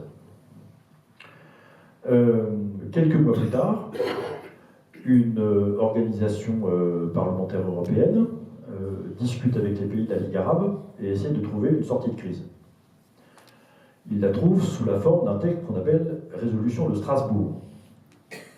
Que dit la résolution de Strasbourg? Elle dit que pour aider les pays occidentaux, principalement les pays européens, à sortir de la crise, eh bien, on va faire donnant-donnant. Les pays occidentaux vont être autorisés à recourir massivement à de la main-d'œuvre immigrée, principalement d'Afrique du Nord, à la condition expresse que, premièrement, les populations immigrées puissent continuer de pratiquer leur langue et leur mode de vie, que, deuxièmement, on puisse donner la possibilité aux familles de se regrouper au-delà des regroupements pour motifs économiques qui étaient la loi en France jusqu'en 1973. Et troisièmement, c'est une clause annexe que les pays occidentaux rééquilibrent le message et la vision qu'ils ont du conflit palestinien en rééquilibrant un peu en faveur des Palestiniens ce que la Ligue arabe considérait comme un déséquilibre en faveur d'Israël. Ce texte de résolution de Strasbourg est adopté donc en 1975. Il est la première cause de l'homo, c'est-à-dire le recours pour des raisons économiques par les autorités occidentales et le patronat, parce qu'il faut dire les choses en français, à de l'immigration massive, avec tout ce qu'on peut imaginer comme conséquences mécaniques sur le maintien bas des salaires. Enfin, je ne fais pas de dessin, ce sont des mécanismes économiques que tout le monde connaît. Ça, c'est la première chose, c'est un aveu de faiblesse, l'incapacité des économies occidentales de sortir de la crise de l'époque. Pour vous donner une idée, la facture de pétrole des États-Unis passe en 2 ans de 24 milliards de dollars par an à 140 milliards de dollars par an. L'impact de cette crise était quand même massif, donc les dirigeants de l'époque ont trouvé cette formule, nous payons encore la note aujourd'hui, mais enfin c'est comme ça. La deuxième cause, elle est intellectuelle, au sens où, on va dire une trentaine d'années, sinon davantage, on ne sommes jamais sortis de vision socialiste du droit des minorités, du multiculturalisme et de mauvaise conscience coloniale, ont fait qu'on a voulu absolument, à tout prix, considérer comme une richesse absolument non pareille l'installation d'une société multiculturelle en France. Et vous ne faites pas de société multiculturelle sans faire venir des gens qui ne sont pas de la même culture que vous, par hypothèse. Donc il y a cette espèce d'erreur politique massive qui... puis troisièmement, vous avez raison, il y a l'ignorance, mais il est frappant de constater que quand vous entendez parler à un certain nombre de responsables politiques de l'islam, moi je n'ai pas de mérite particulier, hein, quand je ne sais pas, je travaille, c'est tout, je ne prétends pas être islamologue, mais simplement j'essaie de me documenter et de lire, puis tout ça est accessible, mais je pense qu'il n'y a pas de volonté de comprendre en profondeur l'islam, parce que beaucoup des responsables politiques français considèrent que ce n'est pas l'islam qui est un problème, c'est l'islamisme. Et moi je considère qu'il n'y a pas de différence entre les deux, du point de vue de la doctrine. Il y a une différence en pratique, mais il n'y a pas de différence. Je reviendrai aussi d'ailleurs sur ce que vous disiez tout à l'heure sur le fait que les musulmans n'étaient pas forcément dans la recherche du bien commun de la société, puisqu'avant tout, ils étaient là pour protéger leur communauté. L'islam ne les invite pas à le faire. Ils peuvent l'être à titre personnel, mais la doctrine à laquelle ils se réfèrent ne les invite pas à le faire. Oui. Justement, alors, évidemment, la société occidentale telle qu'elle est aujourd'hui, effectivement, pour bien des raisons, n'est pas très attirante. Et il est clair que face au nihilisme absolu qui nous menace, la stratégie, ce document, prône des valeurs autour de la famille, autour de l'éducation, de l'enseignement, et plus largement des valeurs anthropologiques qui, clairement, pour certaines d'entre elles, sont très proches des nôtres. Est-ce que, c'est une véritable question, est-ce que l'islam aussi en France ne grandit pas sur tout simplement notre relativisme, notre renoncement à défendre des valeurs immémoriales? Il y a de plus en plus aussi de populations peut-être qui trouvent aussi refuge dans ces valeurs qui ont été abandonnées par l'Occident. Est-ce que vous pensez que c'est aussi une des raisons de l'expansion de l'islam en France? Bien sûr. Je l'ai quelquefois dit et on m'a reproché de l'avoir fait. En fond, les musulmans, beaucoup de musulmans qui sont en France nous disent nous, on ne sait pas vivre dans une société dans laquelle vous méprisez les institutions, vous bafouez l'autorité parentale, vous laissez vos enfants consommer de la drogue, de l'alcool et de la pornographie sans réagir et sans limite, vous privilégiez le coupable sur le droit de la victime, vous méprisez le fait religieux et vous avez même décidé d'essayer d'éradiquer la vie sociale. Vous n'accordez aucune valeur à la famille, vous faites des droits individuels et de la satisfaction absolue des désirs, l'alpha et l'oméga de vos politiques. Comment voulez-vous qu'on vive dans un monde pareil? Et on a envie de leur dire, mais moi je ne peux pas non plus, enfin j'ai un mal de chien quand même à vivre dans un monde comme ça moi aussi. Donc je comprends parfaitement ces critiques et elles sont de mon point de vue absolument fondées. Absolument fondées. Le problème c'est pas l'analyse, c'est la réponse. Et là où nous pouvons converger sur le type de réponse que la stratégie, puis les auteurs d'Isesco proposent, c'est qu'effectivement, le remède à cela, il est culturel. Et je suis absolument persuadé que, de fait, c'est par le biais de l'action culturelle qu'on arrive à régler ces problèmes de fond. Alors ça prend un temps infini. Hein. Si on commence demain matin, on a pour, je ne sais pas combien, mais longtemps.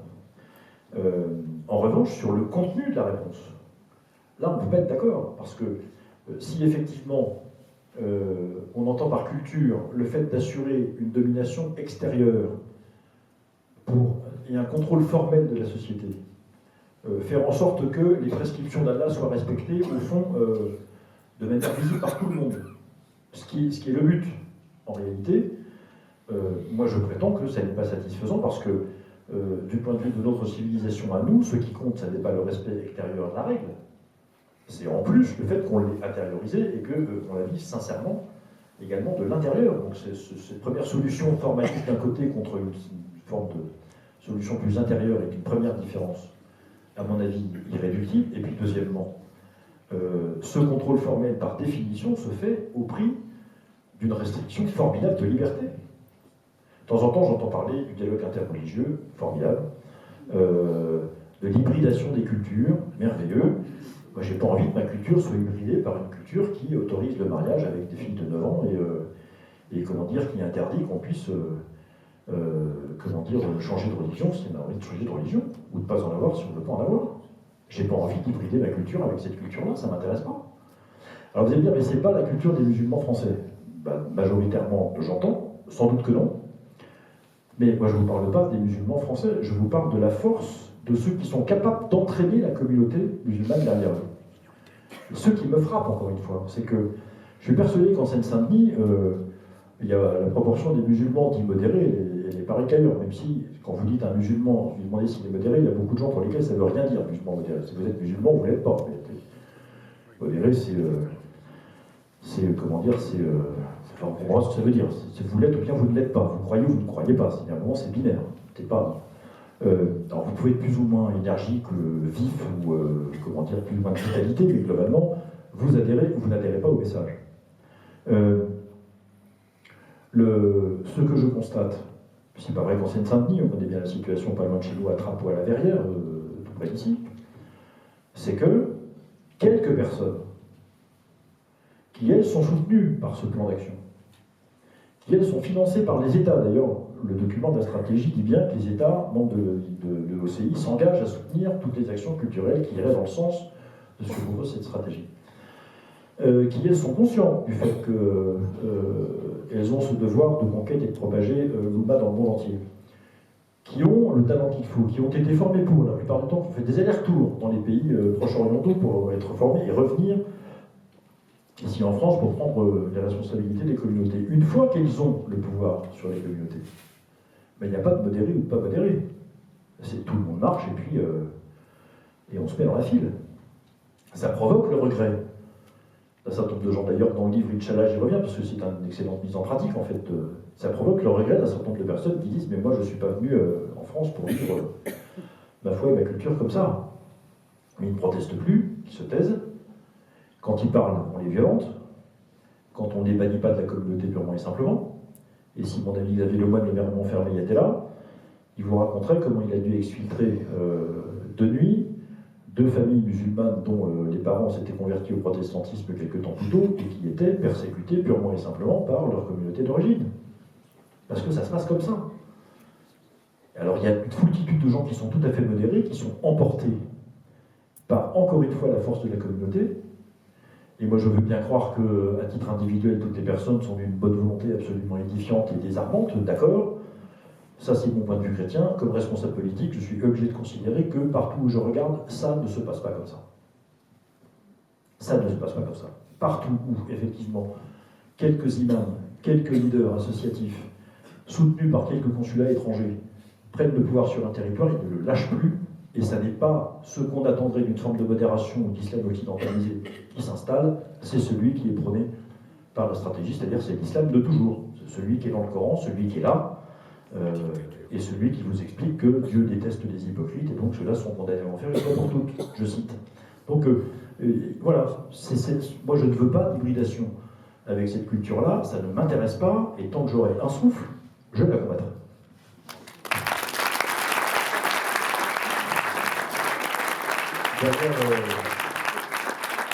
Dernière question avant d'aborder un peu, je dirais, voilà, comment est-ce qu'on peut voir l'avenir.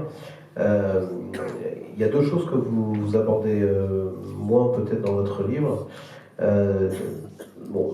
Une chose que vous abordez moins, c'est le basculement dans le terrorisme, dans la violence de certaines populations qui, vous le disiez auparavant, que certains musulmans disent mais moi une société où on consomme de la drogue ça m'intéresse pas. Or on s'aperçoit que souvent les djihadistes et terroristes qui basculent dans la violence sont plutôt manifestement des gens qui se sont en tout cas éloignés d'une pratique rigoriste de l'islam pour un certain temps, puis au dernier moment retournent à la mosquée et se radicalisent très vite. Donc c'est vrai qu'on a du mal à comprendre si ce basculement se fait sur la religion ou tout simplement sur un ressentiment à l'égard de l'Occident, notamment pour des raisons qui sont dictées par la stratégie. Est-ce que ça c'est le cas? Et si c'est le cas, c'est extrêmement inquiétant, parce que ça veut dire qu'on n'a aucune solution à cela. Et par ailleurs, on a aussi le retour du marqueur identitaire de l'islam en France qui est assez évident, notamment avec le port du voile qui s'est développé beaucoup ces dernières années. Est-ce qu'il s'est justement développé parce qu'à un moment donné on a commencé à dire il faut interdire le port du voile dans les zones publiques. Voilà. Est-ce que ça aussi c'est des entre guillemets des règles qui sont quelque part aussi dans ce document-là?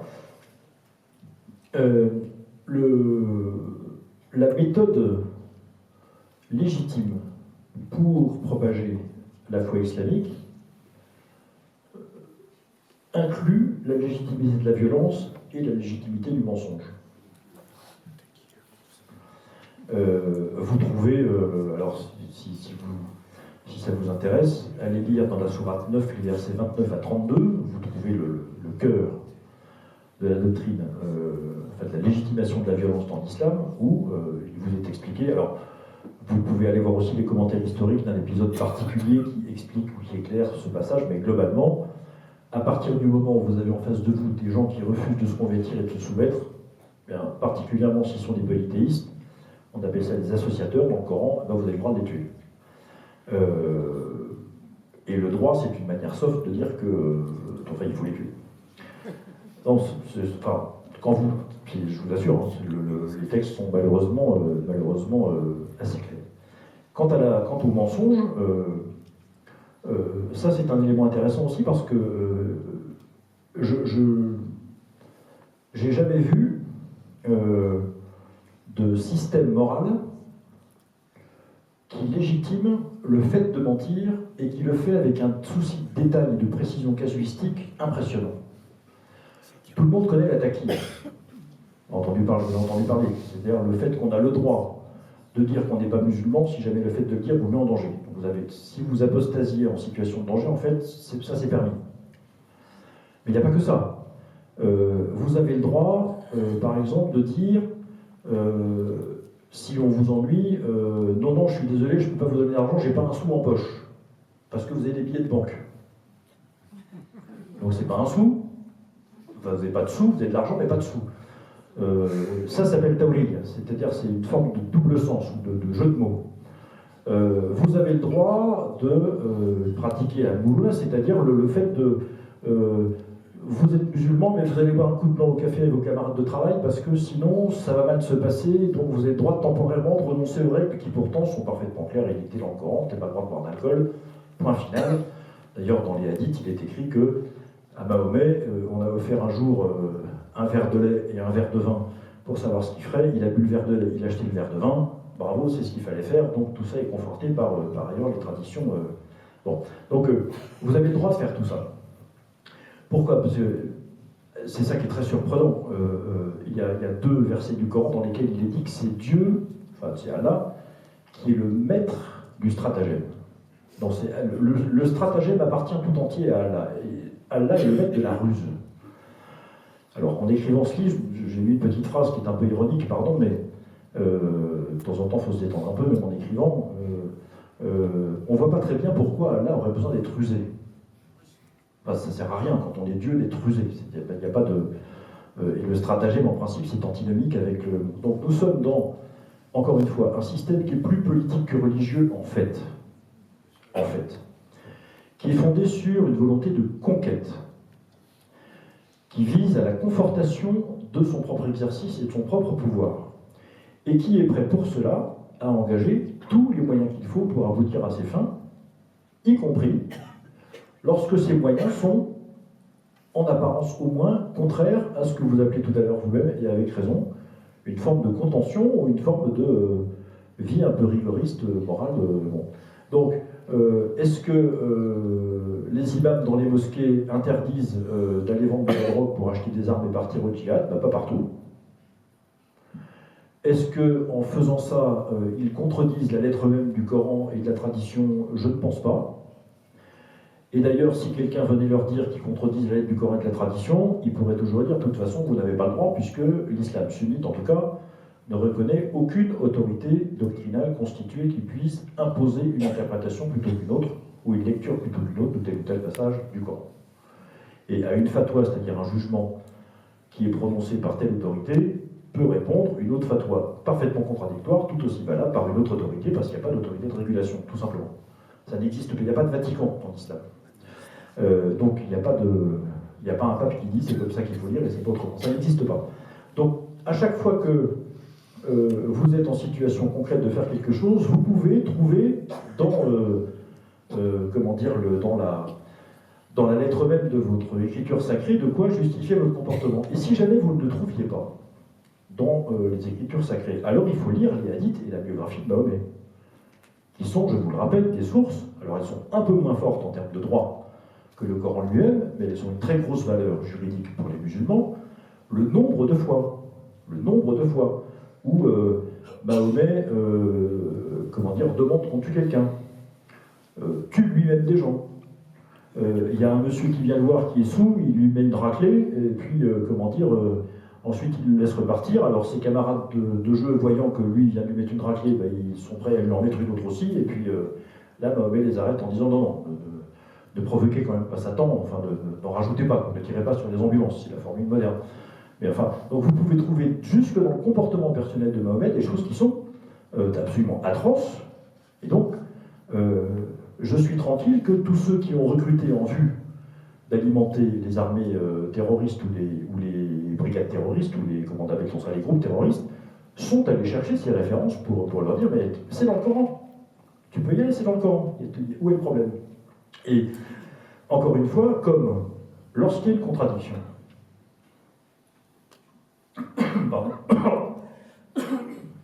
entre deux versets du Coran, s'il y avait une hésitation, le Coran lui-même donne la réponse.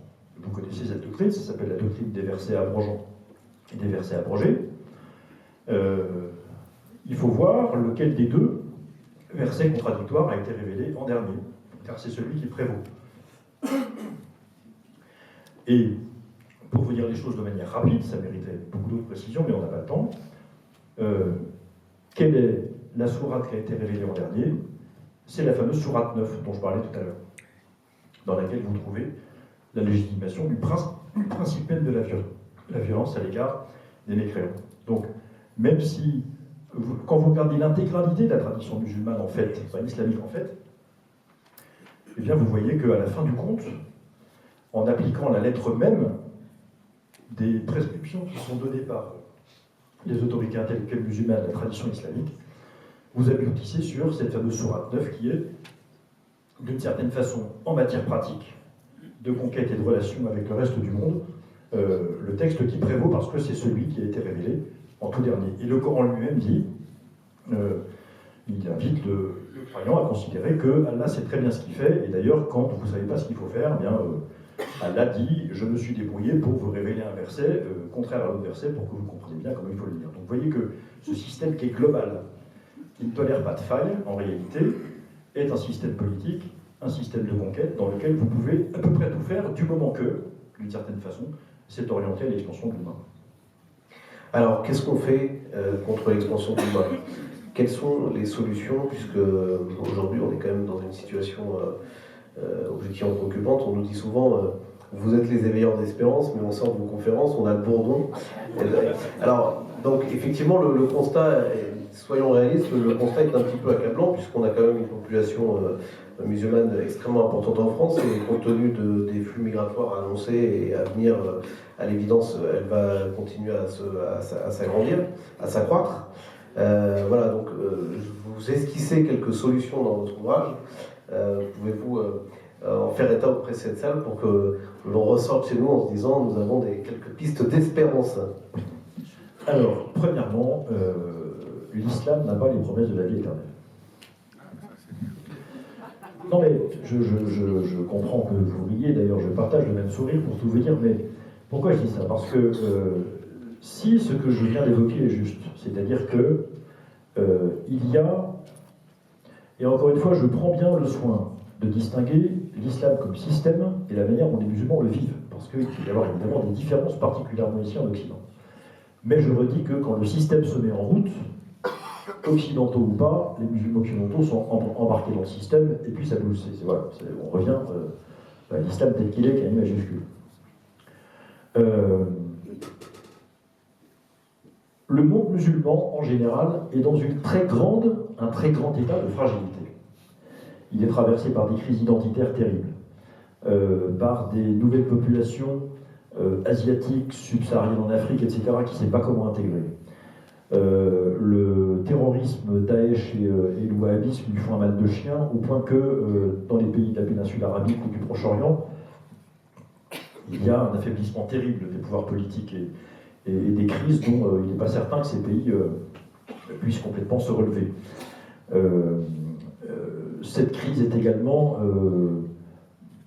celle que nous connaissons, nous, croyants occidentaux, c'est-à-dire le matérialisme fait du mal à tout le monde, y compris aux musulmans. Et d'ailleurs, avant de publier ce document de stratégie culturelle islamique d'action à l'extérieur du monde islamique, l'ISESCO, 9 ans plus tôt, en 1991, publie un document qui s'appelle Stratégie d'action culturelle islamique, point, pour les pays musulmans. Pour les pays musulmans. Donc s'il y a quelque chose qui transparaît à chaque page de ce document de la stratégie culturelle à l'extérieur du monde islamique, c'est la crise interne du monde musulman, qui n'est pas près de se terminer. Comment dire, et qui, alors nous on a l'impression qu'on est effectivement contraint, et on est étouffé, etc. On est tenu à la gorge, parce qu'on veut bien, assez largement par les pays pétroliers, les ventes d'armes et toutes les choses que vous connaissez, ce qui est d'ailleurs un peu vrai, mais globalement nous nous adressons à des colosses au pied d'argile. Enfin, il faut quand même qu'on en soit conscient, et s'il n'y avait pas dans beaucoup de ces pays le soutien soit du bloc russe, soit du bloc occidental selon les options que vous préférez, probablement que certains de ces régimes seraient par terre depuis longtemps. Et d'ailleurs, quand il y a le soutien ni de l'un ni de l'autre, voyons ce qui va se passer en Algérie dans quelques mois à la mort du président Bouteflika, et vous allez voir ce que peut faire une théorie des dominos avec une déstabilisation de l'Afrique du Nord, comme on n'en aura sans doute pas connu depuis longtemps. Voyons cette fragilité aussi dans un deuxièmement. Donc ça, je commence par les facteurs d'espérance endogènes à l'islam, puis après je viendrai aux facteurs d'espérance exogènes. Deuxièmement, est en train de se développer de manière spectaculaire, très très rapide et exponentielle, un mouvement de critique rationnelle sur la véracité interne de l'islam dont je pense qu'il ne se relèvera pas. Alors, c'est pareil, si je commence à parler de ça, on n'est pas couché, mais je vais essayer de faire court. Il y a deux exemples spectaculaires dont vous avez sans doute entendu parler. Le premier, c'est la question de la place de la Mecque comme ville sainte de l'islam, dont je vous la fais rapide, mais je vous laisse le soin de voir. Alors, c'est pas tout à fait dans mon livre, mais il y a des tas de sources. La description qui est faite de la Mecque par la tradition islamique correspond très bien à la ville de Pétra, et pas du tout à la ville de la Mecque. Alors, les archéologues, les historiens, les polémologues, les ethnologues, tous les logs de la Terre sont allés regarder à la Mecque, ils n'ont rien trouvé. Mais ils sont allés à Pétra, ils ont tout trouvé de ce qui est dit de la Mecque dans la tradition islamique. Alors imaginez-vous, comme croyant qu'on vous explique qu'en fait Jérusalem n'a jamais existé et que c'est une ville qui n'existe qu'à partir du IVe siècle, qu'il ne s'est rien passé du tout là-bas et que d'ailleurs Saint-Pierre n'est pas du tout mort à Rome, d'ailleurs Saint-Pierre n'est pas mort du tout puisqu'il n'a pas existé et que, enfin vous comprenez, ça percute un peu quand même. Donc je me mets à la place d'un certain nombre de mes frères et amis musulmans. J'ai discuté de ça avec Mohamed Louisi l'autre jour. Il m'a dit, je comprends très bien. Je comprends très bien. Et alors, deuxième exemple, là aussi je fais vite, on nous explique dans la tradition islamique que le Coran, c'est grosso modo la manière dont Dieu parle aux hommes en arabe à Mahomet. Voilà, je la fais rapidement. Donc le texte qu'on a aujourd'hui, c'est la façon dont Dieu s'est directement adressé à Mahomet, qui a transcrit. Il a transcrit, alors que lui-même dit, par ailleurs, dans les hadiths, qu'il ne sait pas écrire. Ce qui est un problème, mais c'est comme ça. On ne saurait pas comment ça se... mais au fond, on regarde les choses et puis on se rend compte qu'on commence à trouver des manuscrits ou des documents de versets du Coran du 7e siècle, c'est-à-dire contemporains de Mahomet, qui ne sont pas du tout écrits dans la même langue arabe écrite que celui qu'on a aujourd'hui, parce que l'arabe de l'époque ne s'écrit pas du tout comme s'écrit celui que nous connaissons maintenant. En particulier, la question de l'écriture arabe ne s'organise pas exactement pas de la même façon en termes de structuration des signes matériels que la manière dont on en a connaissance aujourd'hui. Et puis on voit bien que maintenant on est à peu près sûr que le Coran n'a pas du tout été révélé intégralement à Mahomet et que ça s'arrête avec sa mort, mais que c'est une compilation, il y a au moins 2 voire 3 périodes d'écriture entre grosso modo les années 650 et puis les années 890 ou 900. Donc c'est un processus historique, c'est pas du tout un truc qui descend figé. Bon, quand vous êtes, vous, élevé dans une foi qui vous dit depuis tout petit, c'est la parole de Dieu, ça ne se touche pas, ça ne s'interprète pas, ça ne se modifie pas, c'est un bloc, donc personne ne peut y toucher, puis vous apprenez plus tard qu'en fait pas du tout, ils y sont mis par dizaines, parce que c'est des compilations qui viennent de partout, beaucoup d'origines, vous avez des tas de phrases qui ne sont pas terminées, il y a des contradictions, il y a un très célèbre islamologue suisse-palestinien qui s'appelle Aldib, vous pouvez voir sur YouTube, son nom s'écrit A-L-D-E-E-B, Sami Aldib, qui a recensé plus de 2500 fautes de grammaire, imprécisions, contradictions, incomplétudes dans un texte qui est censé être celui de la parole de Dieu. Lui-même, pas l'inspiration depuis Dieu vers des auteurs qui sont des hommes et qui peuvent faire des fautes d'orthographe. C'est pas de ça qu'on parle. On parle de... je sais pas, c'est comme un câble électrique, c'est-à-dire que vous envoyez un truc dans le signal, puis ça sort intégralement comme c'est rentré, et ça donne le Coran. Non. Donc c'est Dieu parle avec 2500 fautes de grammaire en arabe, alors que c'est paraît-il la langue. Donc si vous voulez, moi je me mets encore une fois à la place des musulmans qui entendent ça, et qui disent, mais alors qu'est-ce qui se passe alors? C'est vrai, c'est pas vrai, on va raconter des bobards, enfin, comment est-ce que ça tient? Cet édifice ne tiendra pas, ni politiquement, ni sur le plan de la critique rationnelle et de sa véracité. Ça sont des raisons endogènes. Les raisons exogènes, que faut-il faire? Donc il faut d'abord accompagner ces deux mouvements. Donc je vous invite vivement, vous aussi, à faire connaissance un peu mieux avec toute cette tradition, qui est passionnante par ailleurs. Enfin, si c'est un univers que vous ne connaissez pas, je vous invite à y aller parce que c'est vraiment par ailleurs très très intéressant. Familiarisez-vous avec, propagez cette parole aussi, participez à ce mouvement critique qui ne va pas manquer de se propager et auquel il faut que nous participions, en étant aussi bienveillant que possible à l'égard des personnes, mais il n'y a pas de dialogue sans vérité, sinon c'est pas un dialogue. Et j'ai rencontré des groupes d'évangélisation de l'archevêché de Paris l'autre jour, au début de la semaine, qui travaillent à l'évangélisation des musulmans. Il y a quelqu'un dans la salle d'ailleurs, je crois, qui fait partie de ces groupes que j'ai croisé à l'entrée tout à l'heure. Merci madame d'être là. Et qui font un travail absolument formidable, dans un très grand respect des personnes, mais avec une exigence de vérité implacable. Donc il faut accompagner ce mouvement, soutenir les musulmans qui participent, parce qu'il y a beaucoup de musulmans en France qui sont prêts à participer, qui le font déjà, même si on ne les entend pas parce qu'ils ont peur.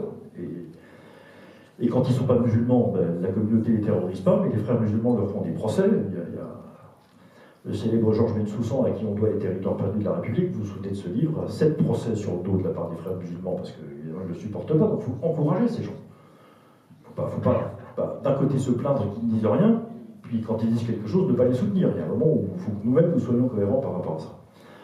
Donc il faut se former, soutenir ceux qui veulent engager cette critique et aider ce mouvement qui, dans l'islam, chez les musulmans, en Europe en tout cas, prend forme, et je parlais de Mohamed Louisi tout à l'heure, il y en a beaucoup d'autres.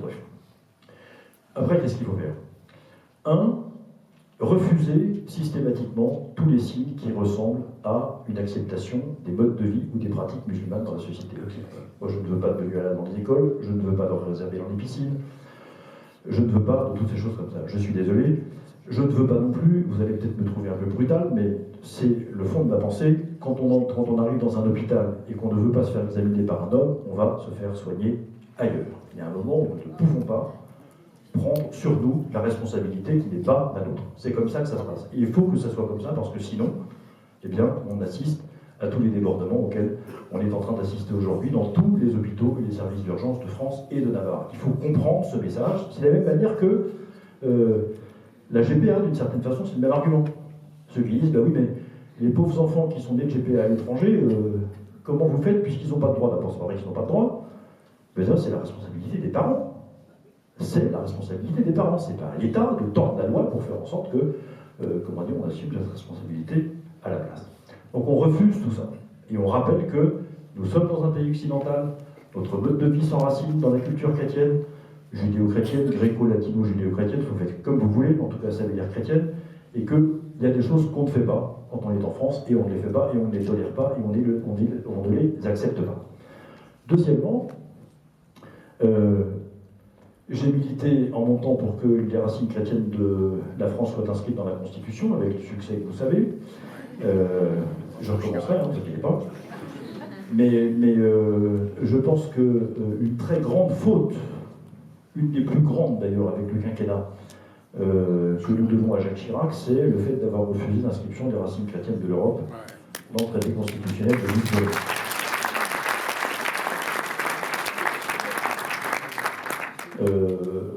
Et si effectivement cette référence culturelle était inscrite au fronton de nos institutions internationales, sans doute nous aurions moins de difficultés d'abord à comprendre ce que ça veut dire, premièrement, et deuxièmement, à les faire vivre jusque dans notre mode d'organisation et de les considérer comme la référence sociale et culturelle qu'elles doivent être, parce qu'elles le sont de fait. Troisièmement, il y a bien entendu la question du contrôle des flux migratoires. Ça nous emmène dans un débat qui va très au-delà, mais sachez que ce sont des choses que j'ai défendues au moment de la primaire et je continue de considérer que c'est absolument nécessaire. Quatrièmement, faire respecter la loi tout simplement. Dans la loi de 1905, il y a un statut particulier pour ce qu'on appelle les associations cultuelles, c'est-à-dire ces associations de loi 1901 qui ont la particularité d'accompagner ou d'abriter l'organisation de pratiques à caractère culturel. Je ne comprends pas pourquoi on ne considère pas une école coranique comme une association culturelle. Quand on construit un centre culturel dans lequel on explique que c'est un centre culturel, il y a une salle d'exposition qu'on met des tableaux, des sculptures, etc., puis que, comme par hasard, tous les vendredis après-midi, les murs de la salle d'exposition se poussent, qu'il y a un afflux massif de personnes qui viennent voir une salle vide parce qu'on a enlevé les tableaux, et que, vous avez deviné, c'est la prière du vendredi. C'est pas un centre culturel, ça s'appelle une mosquée. La conséquence, c'est que la ville dans laquelle se trouve ce centre culturel n'a pas le droit de financer ce centre culturel parce que dans le 1905, c'est interdit de financer le centre culturel par la puissance publique. Et par ailleurs, ce centre culturel qui ne peut pas, de ce fait, répondre au régime de la loi 1901, mais uniquement celui de la loi 1905, devrait être soumis à des contrôles plus importants, des mécaniques d'agrément, etc., ce qui n'est pas le cas aujourd'hui. Et nous devons nous poser la question, même si, au moment où je vous parle, je n'ai pas tout à fait la réponse. Dans la mesure où nous savons, c'est pas moi qui le dis, c'est l'islam lui-même, qu'il n'y a pas de séparation entre le religieux et le politique. Comment est-ce qu'on applique une loi de séparation d'Église et d'État à une religion qui ne fait pas de séparation entre l'Église et l'État? Vous allez me dire comment on fait ça? À part de la prendre pour ce qu'elle est, c'est-à-dire qu'il n'y a pas de séparation du religieux et du politique. Donc soit on considère que tout est politique, et donc on n'intervient pas parce que, puisque tout est politique, il n'y a pas de religieux, soit on considère que tout est religieux, et donc eh bien, on renforce le contrôle sur la totalité du dispositif. Compte tenu de la situation dans laquelle nous sommes, et compte tenu du fait que du point de vue de l'islam, la religion est le moyen du contrôle de la politique. Parce qu'en réalité, c'est ça que vous avez compris. La charia, c'est un moyen religieux de contrôler la société dans un but politique, mais par le biais du canal religieux. C'est pour ça que je dis que l'islam est d'abord un projet politique, secondairement un projet religieux, mais que la religion est quand même au cœur du dispositif de l'islam. Pas dire qu'il y a un Dieu unique, etc. Enfin, il y a des prières, il y a des rites, il y a des ablutions. D'ailleurs, il y a 150 pages d'ablutions dans les hadiths pour vous expliquer comment il faut commencer par vous laver le côté droit, comment on fait avec les oreilles, est-ce qu'on peut se laver la tête, est-ce qu'on se parfume, etc. Tout ça est très extrêmement détaillé. On considère que dans l'état où nous sommes, compte tenu de l'existence de ce document, on peut faire comme si ce document de la volonté des États musulmans unanime n'existait pas, il existe, il n'a pas été dénoncé, donc il est toujours d'actualité. Je plaide pour que l'intégralité des associations à caractère musulman soit considérée comme des associations de loi 1905, donc cultuelles, donc soumises à un régime particulier. Et j'ajoute, et je termine par là, de la même manière qu'en 1806, lorsque Napoléon s'est demandé comment il fallait intégrer la communauté israélite dans l'Empire, il a posé 12 questions aux Juifs de France, au Sanhédrin, et il a demandé de répondre.